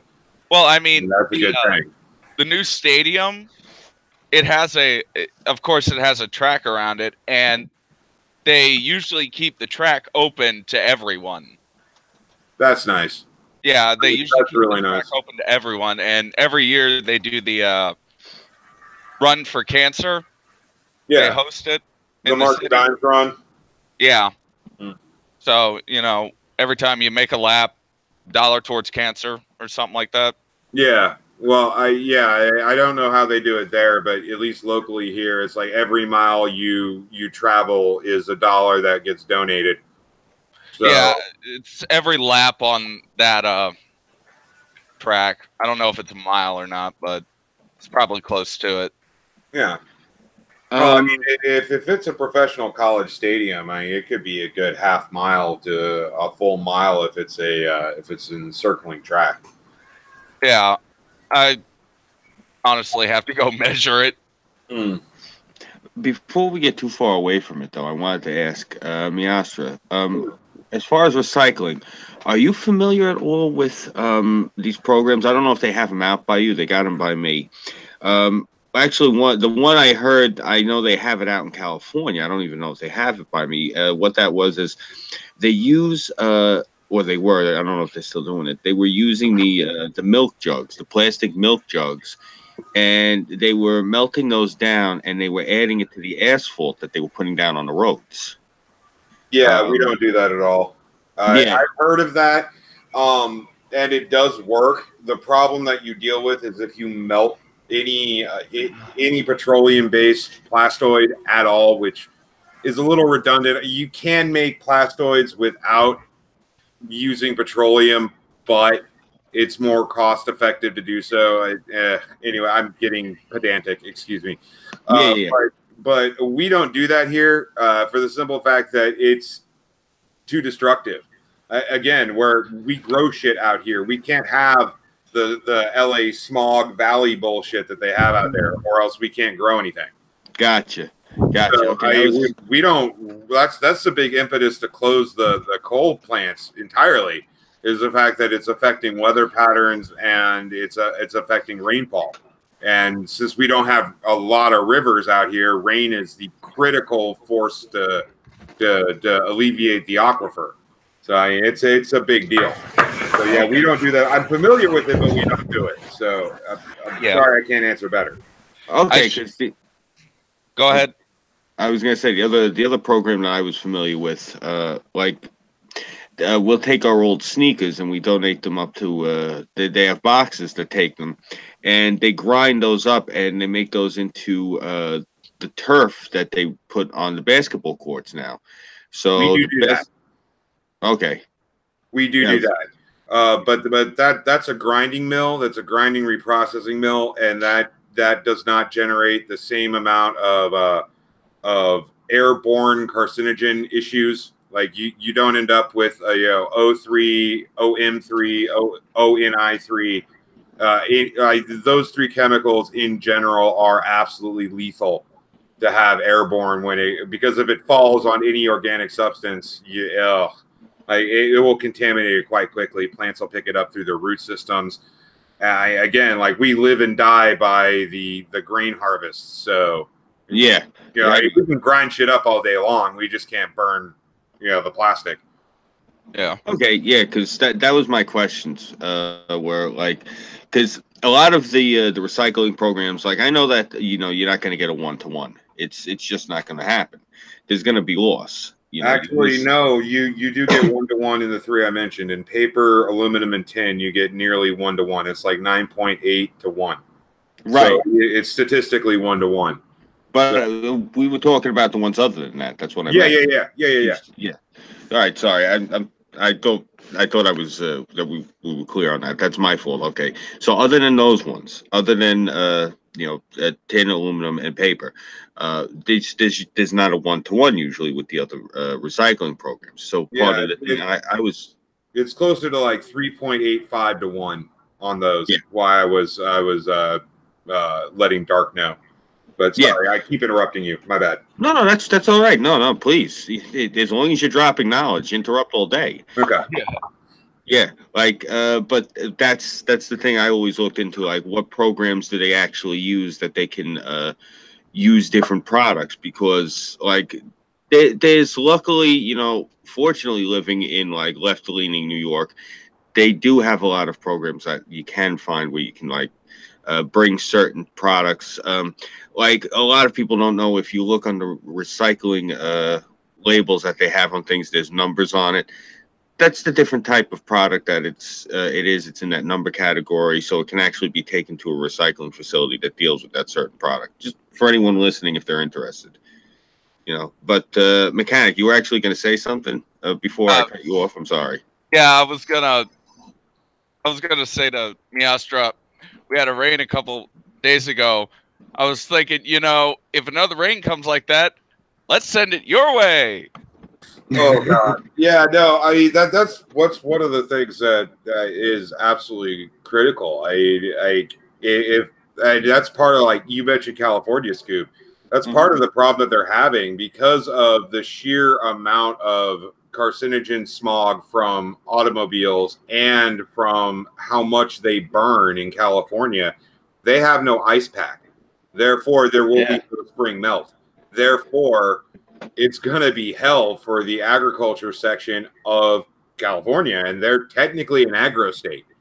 I mean, they're like Florida and California compete over rare tree growth for foods, being fruits and whatnot. Oranges, and they have cashew trees. They have other things of that nature, almond trees, for example.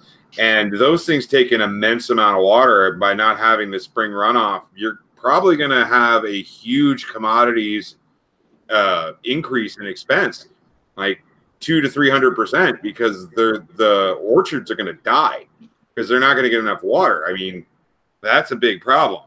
Oh yeah, a big problem. I mean, I kind of sounding a little dire, but like one of the things interesting that you mentioned is that the big thing, we don't really use sneakers so much, but the thing is, like, if you have dead tires, you can sell them to the state because those get ground up, and those are used for playground material, for basketball, for all kinds of shit. Because excluding if it's an actual mesh line tire, which there's hardly anybody uses snow tires anymore, so they don't really have those. But at least here, I mean, they might have them up in like North Dakota or some shit, but they don't have them here.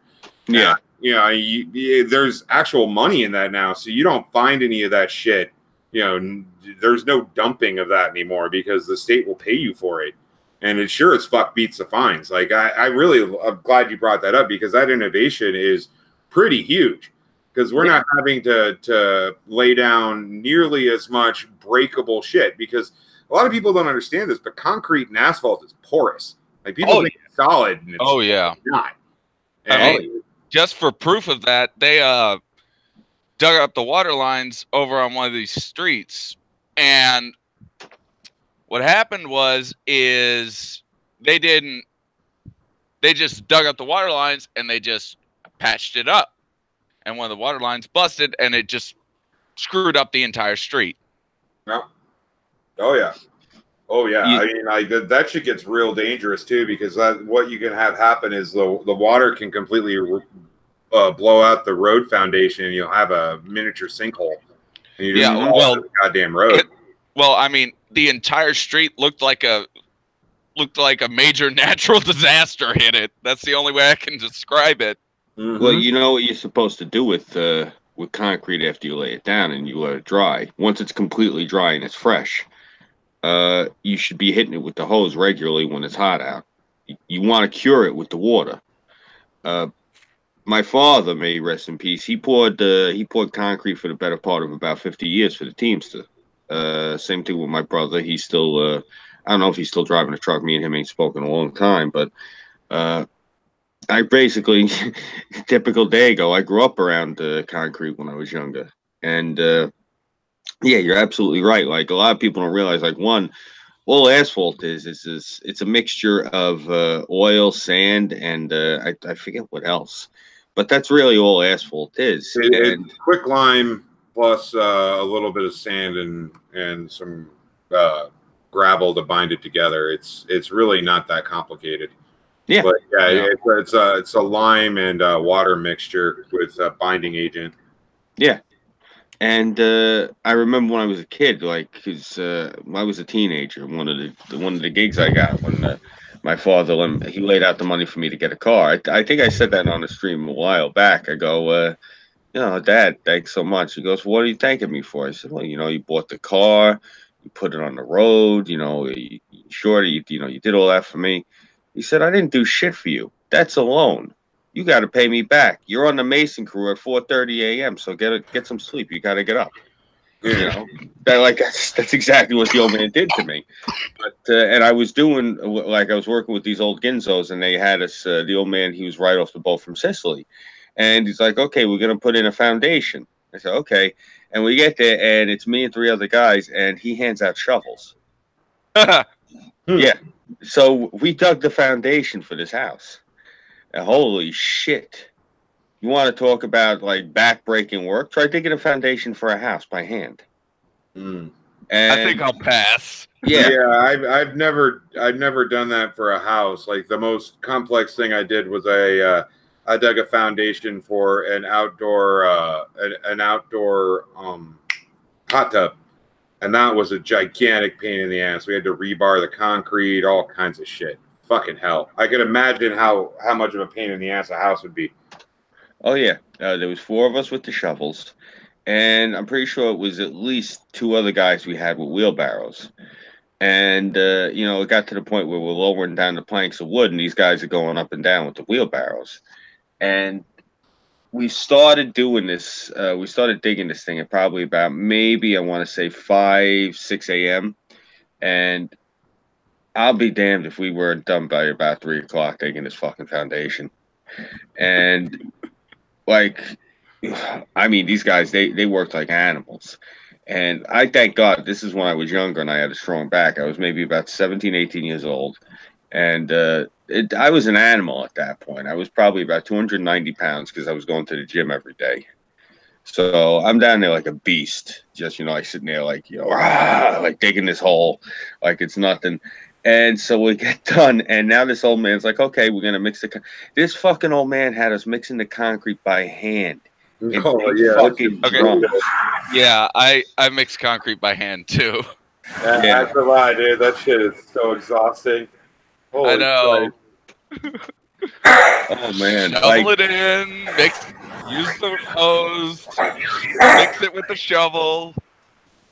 Oh yeah. I'll tell you one thing. These kids, like especially like you see these young kids like protesting out in the streets or whatever. Let them go and do a hard day's worth of work, just 1 day's worth of this shit. They won't be able to handle it. No, give them a shovel. Tell them to dig a hole, and I guarantee tell them to dig a post hole, and I guarantee you, they'll get about halfway into the post hole and start complaining. Yeah. You know what it is? Part of the reason I love my home so much and I don't want to move from here, my father built a lot of the buildings that you'll see in Manhattan. He laid the foundations for a lot of them. Any building that was erected that was a government building in Manhattan, the old man, pretty much he laid the foundation for them. He laid the foundations for the better part of about the upper side of like 95% of those buildings. anything between like 1955 and 2000, there's a good chance the old man laid the foundation for it. Same thing, like most of the buildings in Manhattan, to my knowledge anyway, this isn't anything I seen on paper. This is just what I remember. That were actually for the Trump organization. After the old man did the World Trade Centers, I think I told you this, mechanic. After the old man did the World Trade Center complex in the 70s, this is when Trump, I think it was 82, 83, he put in Trump Tower, and he wanted the same guy that they used on the World Trade Center job because that work was phenomenal. I don't know if you guys, I don't think either of you ever seen the inside of the World Trade Center. No. But when those buildings were up, oh man, the architecture was breathtaking. As somebody who grew around, grew up when we weren't, doing the shit with the out in the bay, like pulling the traps, because you can't do that all day. You pull the traps up, you get your shit out of them, you throw them back in, you take the shit to the fish store, you sell it to the guy, and then you go the fuck back out and about your day. That's what you did. And so when we weren't pulling the traps, usually like the old man, when he wasn't driving for somebody, we were contracting on the side. So I grew up around a lot of that. So you get to appreciate it. And so what had happened was Trump had seen the work on the World Trade Centers that the old man did pour in the foundation, and he wanted to use him for Trump Tower, and which he did.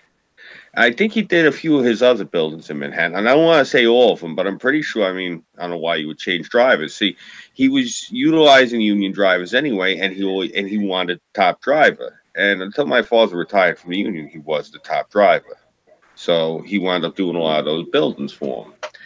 And that's part of the reason, I don't want to leave here is because you see some of these buildings that they built, and you know what?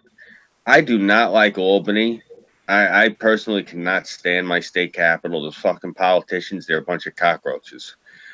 But my city and the, like the surrounding boroughs, like seriously, the Brooklyn Bridge, it's so beautifully built.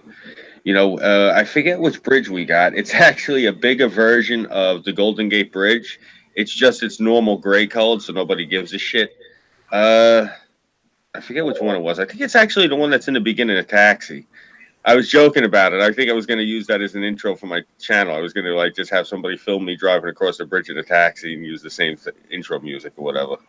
But yeah, Robert De Niro go crazy over young Jodie Foster. Is that your great life plan there? No. Do you remember I'm talking about Taxi with Danny DeVito and what was it? I thought you were talking about the Robert De Niro, Jodie Foster Taxi movie. No. I'm talking about the TV show with Danny DeVito and Andy Kaufman and Tony Danza. Never seen it. No idea what you're talking about. I know what you're talking about. I've seen it. Wait. You've never seen Taxi? You're telling me I'm that fucking old? Dude, I thought you were talking about the one where young Jodie Foster's a hooker and Robert De Niro can't pick up a normal chick, and then he goes fucking nuts with a mohawk and shoots a bunch of fuckers. That's the movie. No, that movie actually gets on my nerves. It's fucking nerve-wracking. I don't give a shit about him and his diary that he's sitting there talking in the mirror and doing push-ups all day. Nah, I was talking about I'm talking about the comedy with Andy Kaufman and Danny I know DeVito. what you're talking about. I was reciting a line. Oh, no, I didn't hear what line you said. The line was, are you talking to me? Yeah. Let me think. What was, oh, fuck. I can't even remember any good episodes of Taxi. They're all good episodes, in my opinion. They had a very young Tony Danza. Yeah. No, I remember which one that was my favorite. They had Christopher Lloyd was on that show. Yep. Yeah, Doc Brown from Back to the Future. And he, it was the one episode where he disappears and they don't know where the hell he is. And he's been driving for nonstop all weekend. And he comes back in and he's got something like a few grand from driving so much. And he made all this tip money. And they go to his apartment, and his apartment, he made like a wall of TVs like you would see in back in the day in like an appliance store. So yeah, I remember from when I was a kid because I wanted to do that because I seen it again. You know, when I was a kid, we didn't have any theaters around here that was showing it, so we had to go to the theater over in Queens to see it. But we went to go see Ninja Turtles, and I just remember Shredder had that big ass wall full of all those TVs, and I'm like, you know what? That's my goal for when I'm a grown up. I'm gonna have a dark room with a whole bunch of TVs in it and a throne, and I'm just gonna chill there all day. Nice. Yeah, no, I remember that setup, and I actually funny story as a kid. A good buddy of mine and we were gamers back then, but we hated the way that the N64 and other similar consoles, PS1, that type of shit. Well, it was called the PlayStation at the time, but you guys know what I mean. Would handle multiplayer on a screen. So we used a bunch of splitters and set up, 4 separate TVs off of one gaming console, and got each individual screen to show a person's, player 1, player 2, player 3, player 4. So that way you got your own screen. So that way you weren't staring at a little corner of the screen. Yeah. Yeah, that's the closest that we ever got to it, but it was fun nonetheless. That's really cool. We always wanted to do that, but none of us were tech people, so we never figured it out. I was born a nerd, I'll die one. Hey, that's really cool. The earth. Born, raised, lived, and die a nerd. Exactly. No, that shit does really impress me, believe me. I mean, like, I grew up around, like, mooks and tough guys and, all those sorts of people.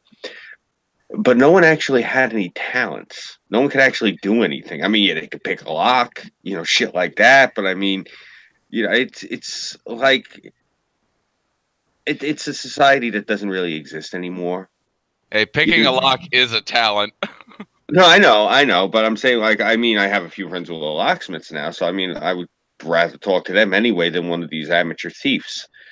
But you know what I'm saying? It was like it was the last vestige of like the 20th century. Well, it literally was the end of the 20th century. But it's what I'm saying? It was like, I don't know. I guess growing up in that era. Yeah, it can almost be like looking at like how gunslingers were in the early 20th century. Like looking back at like that era that I grew up in, like the hip hop era in New York, and just how it's changed so much.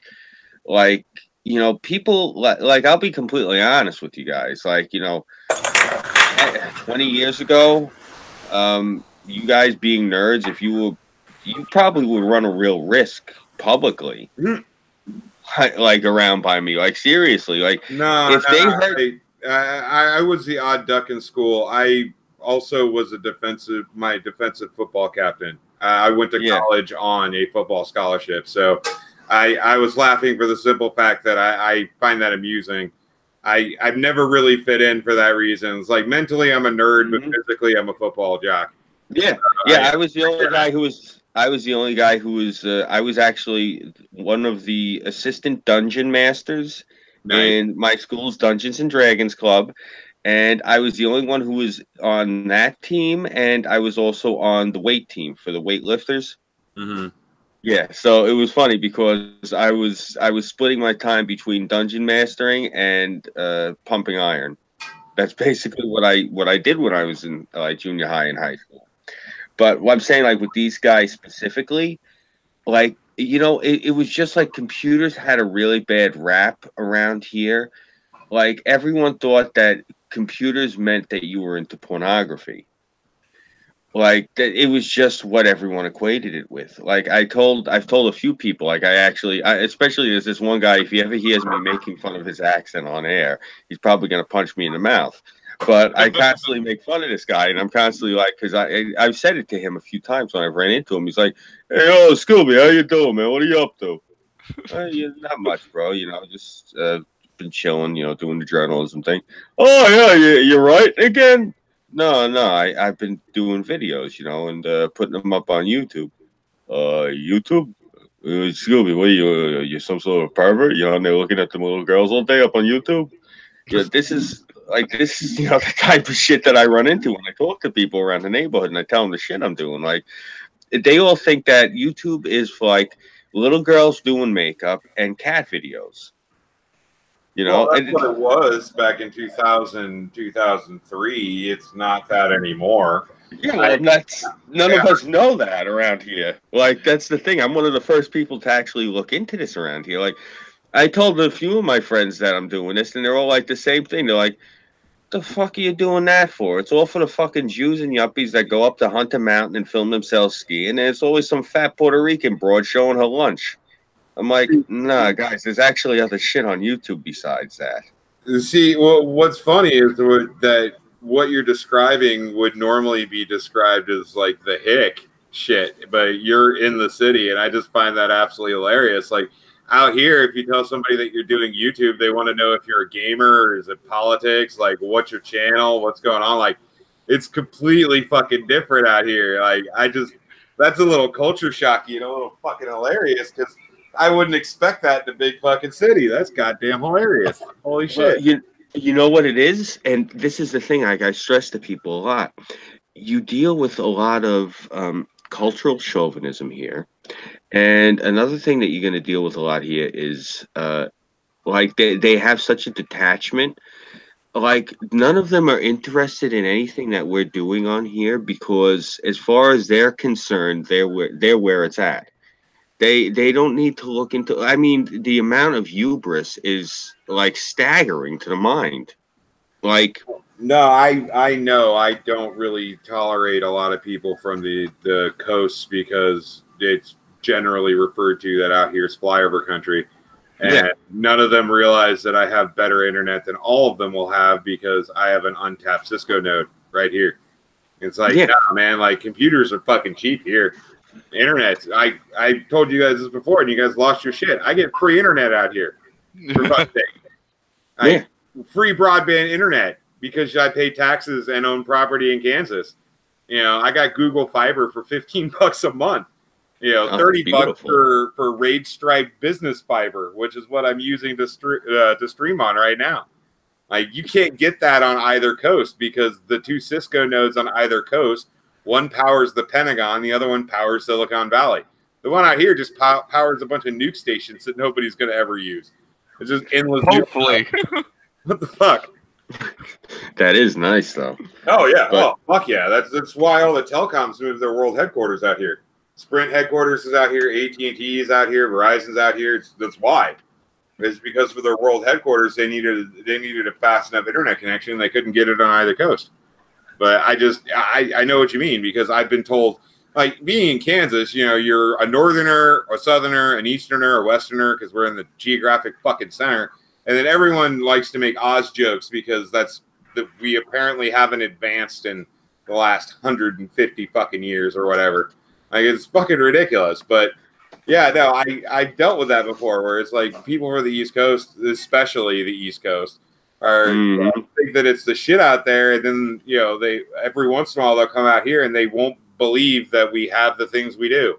Yeah, it's like what, and cheaper too, for fuck's sake. I mean, like what a lot of the problem is, and I've been saying this for a while now, especially now since of all the Marvel movies and the Marvel TV shows on Netflix and the cartoons, because we already had the comic books. And so now what you have like this saturation and this bombardment of where every single fucking thing is happening in New York. So unfortunately, a lot of the people who are my age, like the 35 to 45 crowd, a lot of these guys have like this, like this shit going on in their head because, you watch all like the Real Housewives of New York and they have that Jersey Shore where it's all people from here who were transplanted there. And so they have like this, New York already had like this bubble existence to begin with. But a lot of them, I can go to the bar and no one will have heard of, let's use PewDiePie as an example. I can go out to my bar and it'll be packed. I could go out there for New Year's, let's say. It's, I think, 400 person capacity. They'll probably have like 800 people in there. It'll probably be stuffed. And not one of those fucking people Well, unless they have like a younger nephew or niece who's like in their 20s that lives in another state, they're not going to know who the fuck I'm talking about. Yeah. And I'm going to run into that phenomena all over the neighborhood. I mean, I'm not going to go to some hipster bar with these bearded fucks from out of state. I mean, no offense to anyone from out of state here, obviously. I mean, these people that move into my neighborhood and then sit there and, you know, they do their SJW shit. You know, I'm not going to go to one of their bars. But like I can go to any bar, any working class bar in this neighborhood and talk to people, and they're all going to be like, "What the fuck are you doing on YouTube?" And I'm going to tell them what I'm doing, and they're going to be like, "You can do that on there?" My mother watches it for like gardening tips and shit. Like, yet no one knows that any of us are on here doing things like this. Like, I'll be honest, until the next 6 minutes hit me up last September, when I was down in DC and told me about streaming. I'm like, what the fuck is he talking about streaming? I thought it was like some sort of slang term for fly fishing. And they're like, no, it's you know, they use Google Hangouts. I'm like, oh, okay, the fuck is Google Hangouts?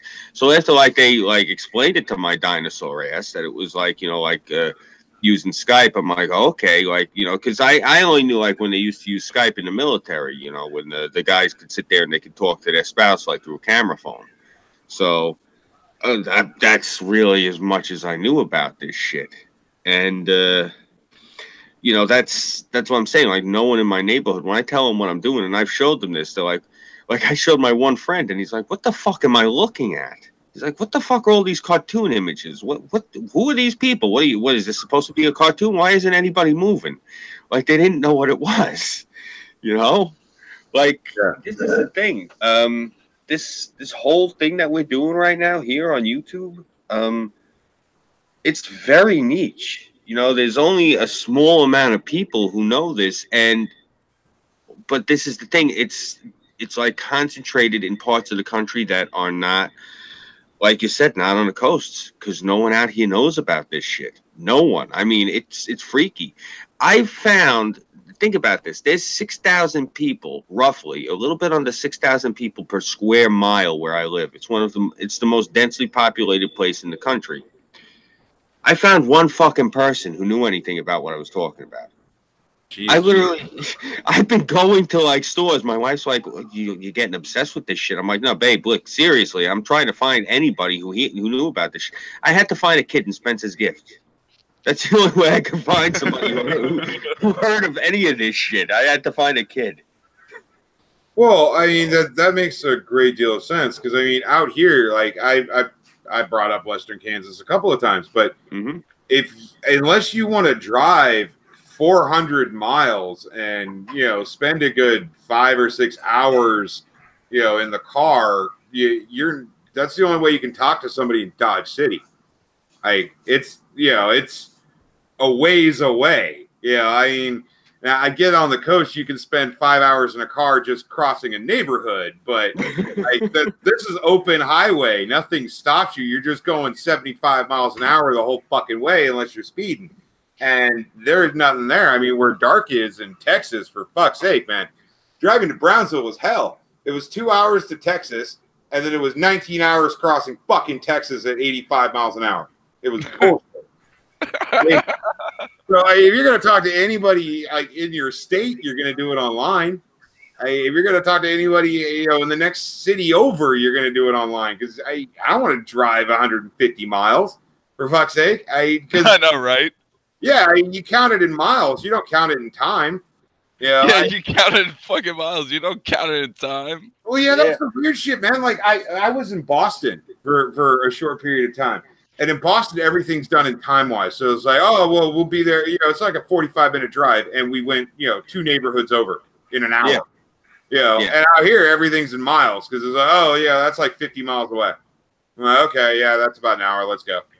It's a different look, because I bought a buddy of mine back from Boston, and he flipped the fuck out just how far things were away. Because like, the suburbs out here, like you can drive a good 20 miles and not get out of the suburbs. That's crazy.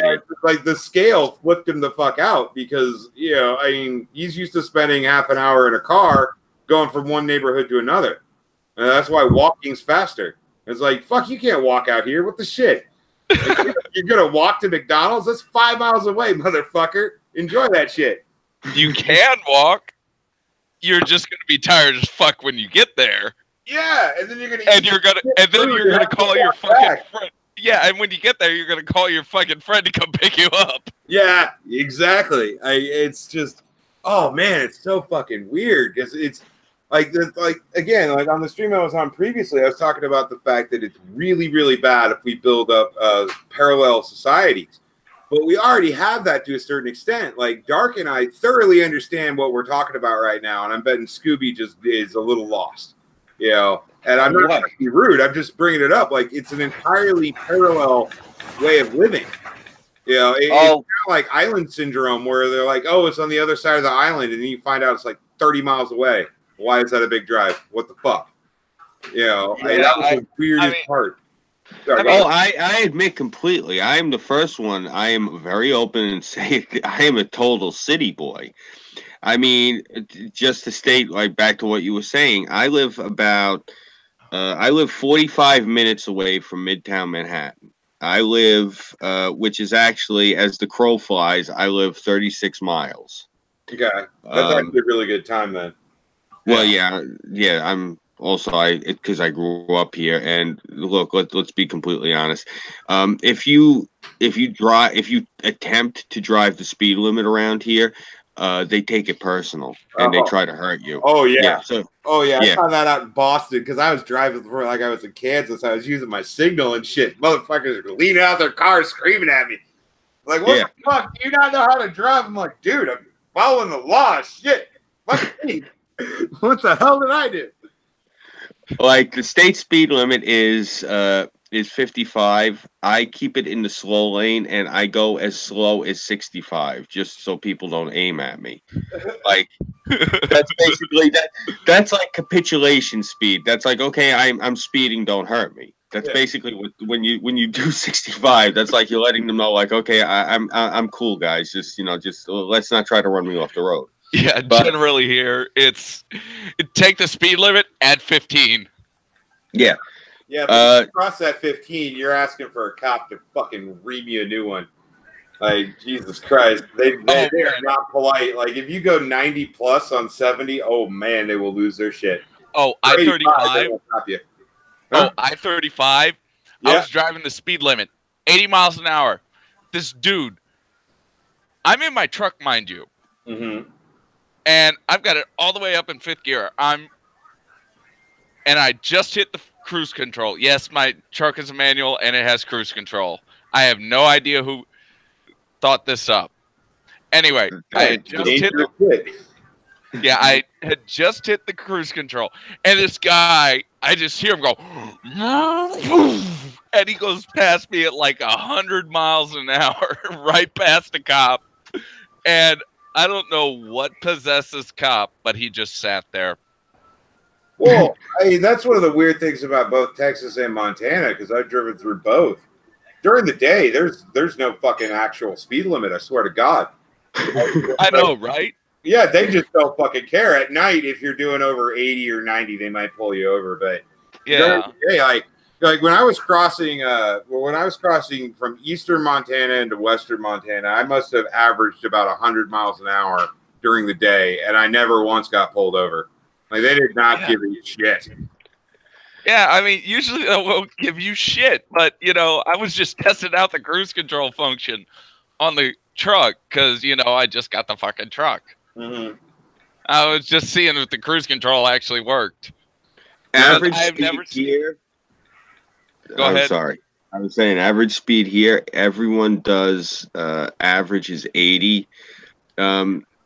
People doing, and I'm still going to say this, and it's going to be like matter of factly, like no shit, like 100 is fast, but no, like 100 is fast. I'm saying like people will pass you, like 90 is passing speed. Everyone we would joke because we would call the Vanderbilt Parkway Long Island's Autobahn because these fucking guys, they don't care. I was on the Meadowbrook the other day because I was taking the Meadowbrook up to the Southern State, and I had to take that up over to let me see. I took the Meadowbrook Parkway to the southern state, and I took the southern state. No, I'm sorry, that's what it was. I had it messed up. I'm going in the wrong direction. But anyway, what I was on, right? I'm coming down, and like this guy goes whipping past me, and he had to be doing at least 120 miles an hour because I'm doing about 80, and this guy passed me like a parked. That's common.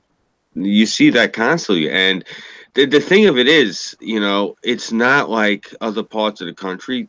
These aren't like tuners. They're not muscle cars. All these guys you see them whipping around, they're in like $150,000 Mercedes and Lexuses, and it's everyone out here has a luxury car, and they all drive them like fucking maniacs. Like I usually chuckle about it because we have a large amount of people in this part of the country who are from all parts of the world. And I seen this one guy the other day, and I was laughing my ass off. I can never remember the actor's name, but he played Corporal Klinger on MASH. But he was also the Sheik in Cannonball Run. And I know who you're talking about. I seen this Saudi guy driving in a white Mercedes, and he blew past me, like I said, at about a buck and change, about $1.20. I was laughing my ass off because I'm like, oh shit, there goes the Iron Sheik, But you're gonna see that around here constantly. Is like we're known for basically you got to realize the same people who go down to Miami and buy those Maseratis and drive them like they're trying to fly. Those are the same people who live up here in the Hamptons. Oh man. Yeah. Speaking of people trying to fly, so I don't remember who told me this story, but apparently there was some guy ended up with this tuner, and he had modded this tuner so much that when you hit the NOS button, if he had hit the NOS button, I should say, the tuner would have literally lifted off the ground and gone through a wall. Yeah. I've heard of that before. Yeah, it's like, what are you, an idiot? I mean, really? Why would you do that? I mean, you hit the NOS button, and it's basically a suicide button. Yeah. I forget what. You got to look now. Thank God for the internet. You might be able to find a video. If some idiot, he had put the drivetrain into the car, and the drivetrain was literally so powerful. He didn't fix any of the mounts or any. The engine wound up ripping out the front of the car because of how much more power and oomph this thing had to it. But I remember like one video I saw when I was a kid, and it was on America's Funniest Home Videos, and the husband had taken the lawnmower and he had modified it and tuned it up and did all this shit with it. And you see first he's pushing the thing and he's walking with it. Then you see he's running with it. And then you see like he's holding on to it and it's basically like dragging him as he's running. And he loses his grip on the lawnmower. And next thing you know, the lawnmower takes off and is flying through the air. That is hilarious. Yeah, he's lucky it didn't come down on somebody's head. It's still hilarious. Can you imagine that? You look up and the last thing you see is a lawnmower landing on your face? That reminds me of, I think, Home Alone 3, where the monkey's legs, they have jeans on and shoes.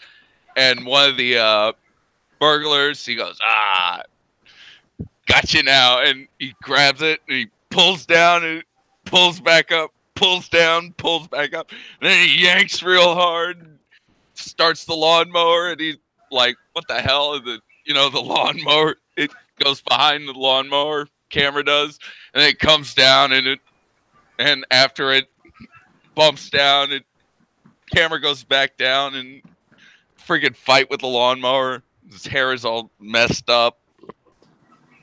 Anybody watch that movie? I think I seen it with my nephews because they love all those sorts of movies. Yeah. I'm one of those uncles that has a tendency to pass out on the couch snoring. So I'm sure I've seen it, but not the whole way through. Like, I've never completely seen in one sitting 101 or 102 Dalmatians, the live actions. Like, I've woken up, like, I've fallen asleep to various parts of it and woken up to it in various stages. It's basically, it's the same shtick through the whole movie. It's a retelling of the animated one, except with Glenn Close, and they got the guy from House to play one of the parts. So yeah. Well, Hugh Lowry. His name is Hugh Lowry, and he's actually a really good singer too. Yeah, I mean, if you ever watch some of the Blackadder ones, where it's the World War One. Yeah. Hugh Lowry is one of the actors, and so is Stephen Fry. You know, when I first got injured, I watched the entire Blackadder series from the first episode to the last. I don't know how the fuck I was able to do that. Honestly, yeah, that was like some like endurance shit on my part. But boys, I'm tired, and I have to take people to work tomorrow, and my brother's still visiting. So, Scooby, why don't you start having your guest show? All right, beautiful. All right, guys, you heard the lady. We're about to wrap this up. So, if you have anything to shill, we'll start with you, Mechanic. All right. Tonight, I will be uploading certain vids to my channel on Payday 2, and later this week, I will be uploading how-tos on certain tombs I have completed on Shadow of the Tomb Raider, the latest in the Tomb Raider series. Awesome. Well, as soon as you have those done, if you could put them in my Discord, the shill channel is called Shillery Clinton. And that's where all the shilling goes. So, yeah, definitely post it up there. I want to take a look at those when you have them ready. Will do. Awesome. Miastra, do you have anything that you would like to shill? Yeah, I stream regularly on both YouTube and on Stream.me. It's my username is Maestro Thoranthropy on both places. You can find me there. And I stream daily. Games and politics. I like to mix it up, so I tend to have both. Awesome. Tomorrow's stream's going to be real fun. I got an excellent bit of real quick since I'm chilling. An excellent bit of Cancer from Mizzou. That's great because I'm just going to read the title card here. Mizzou official claims tall men asking out short women could constitute sexual misconduct. That's going to be tomorrow morning stream. It's going to be great. You know what it is? They're thinking ahead about that kiss goodnight. Jesus. Oh man. This article is fucking gold. I cannot wait to read this fucker off. I'm gonna probably spend all 3 hours ripping this shit apart, but I'm done chilling. Thank you, sir. No, not a problem. Well, like, same deal. Definitely put it in the shill channel. And do me a favor. If you could shoot me in the personal messages, just let me know when you're going to read that off. I want to actually catch that when you're doing it. Okay. It should be around 9:30 Central because my morning show's from 9 to noon. So okay. Yeah, that should be about 8:30 your time. Okay. Yeah, I should be up then. I'm an early riser. All right, beautiful. I'll check it out tomorrow morning. You said? Yeah. Yep. Okay. That's tomorrow morning's. That's going to be tomorrow's thing because this is too much bullshit. Like the last little bit of crap that came out of Mizzou was Black Lives Matter. Yeah, it's coming out, and I cannot let this go. It is absolute fucking cancer, and it's gloriously so. Well, I definitely want to check this out. So I'm glad now. I definitely am looking forward to this. I have something to have with my morning coffee. Awesome. Thank you. Mm-hmm. Yes, I will be listening to this too. Definitely. All right, and Sarah, you've been very quiet tonight. Everything okay? Been sick. Yeah, I've been sick since before the stream started, so I've kind of threw up a couple times. So I'm sorry. That's okay. That sucks. It's okay. All right. No, I don't have anything. All right. So, well, I hope you feel better. And well, obviously you're gonna be with us tomorrow if we stream again tomorrow. So I think it was something I ate. I don't know, like. Yeah, that's been going around bad. I got hit by the holiday fucking 24-hour bug queen. Yeah. So yeah, I hear you there. Yeah. Well, do it like I always said. If it's something that's upsetting your stomach, fuck. When I was a kid, I would always eat either white rice or bananas. I have some. It's on ondansetron, or also known as Zofran. So Okay. I've took some Zofran. So my stomach is, it's a little iffy, but it's a whole lot better from earlier. All right. Well, that's good. As long as you're feeling a little bit better. Hopefully, you know that passes by tomorrow and you'll feel right as rain for tomorrow night's stream. What? I'm sorry, you broke up a little bit. I said, well, hopefully it's only a 24-hour thing and it's passing, and hopefully you'll feel right as rain for tomorrow night's stream. Which I'll probably be hosting on Burnside's channel. All right, cool. All right, and speaking of which, Tara, what else do you have to show? Well, I'm Tara Singh. You can find me on pretty much any social media. You can also find me on my YouTube channel. As soon as my brother goes, I'm going to be working on my my Eagle video. I'm finally putting that bitch out. When I see Burnside in February, he'll get an ass whooping for not ever doing that. And to the people that gave us I think it's something like 14 downvotes, please come to my channel on Sunday, and we'll talk then, because one at a time on the show. That's all I'm really saying. All right, beautiful. And you guys know the deal. I'm Scooby331. You obviously know that since you're watching this channel already. But you might not know that you can find me on Minds.com. I am on GabAI. I have a Patreon and a PayPal. If you would, please, donations are welcome and appreciated. And if there is a caveat, like, Scooby, I'll throw you $50, go shoot me this video. Let's say Central Park or whatever. Yeah, bro, done. Seriously, throw me the picture of Grant. I'll go do that for you, no problem. That's what I'm saying. So if anyone has any ideas for videos, yeah, I'll shoot them for free. But the thing of it is, costs money to get in there, costs money to pay to get into certain things. If you're throwing me the cash, believe it or not, the cash is probably going to get used just to go film your video. So it's not like I'm taking, you throw me like, let's say $20 to film a video. I'm taking this thing piece, like, hey, okay, I just made a cool 20. Nah, more likely than not, you throwing me 20 for a video, it's probably not enough to cover it. It's just 36 to get into Manhattan, back and forth both ways by train. 18 to get in, 18 to get home. So there's that. At least I think. I actually got to go. I think it's 28. Fuck, I don't remember. Anyway, point being, yeah, I have Patreon, PayPal. There's an Instagram I got. You guys can go look on that. There's nothing on there because I don't know how the hell to use it. I might even have a Tumblr. I have no idea. And Snapchat. I got no clue. I have nieces and nephews that set that shit up for me. I don't know what I'm doing. But yeah. So if you guys want, you can look me up on those social media platforms. I stream every Friday. Probably going to have some videos coming up in the next coming weeks. Just a few things. And I'm going to probably be going back to school at the end of January. All those communists up at the school, I'm going to start filming them, losing their shit when I fuck with them. So there's that too. So I'm going to have a lot of content coming out. Just stay tuned. But yeah, until next time, I want to thank you guys for tuning in. I would really like to thank the panel tonight for joining all of us. It's been fun. I enjoyed it tonight. We had a lot of good conversation and covered a lot of good topics and covered them intelligently, which that is the thing. A lot of people cover shit on YouTube I've been watching. Not a lot of them cover them intelligently.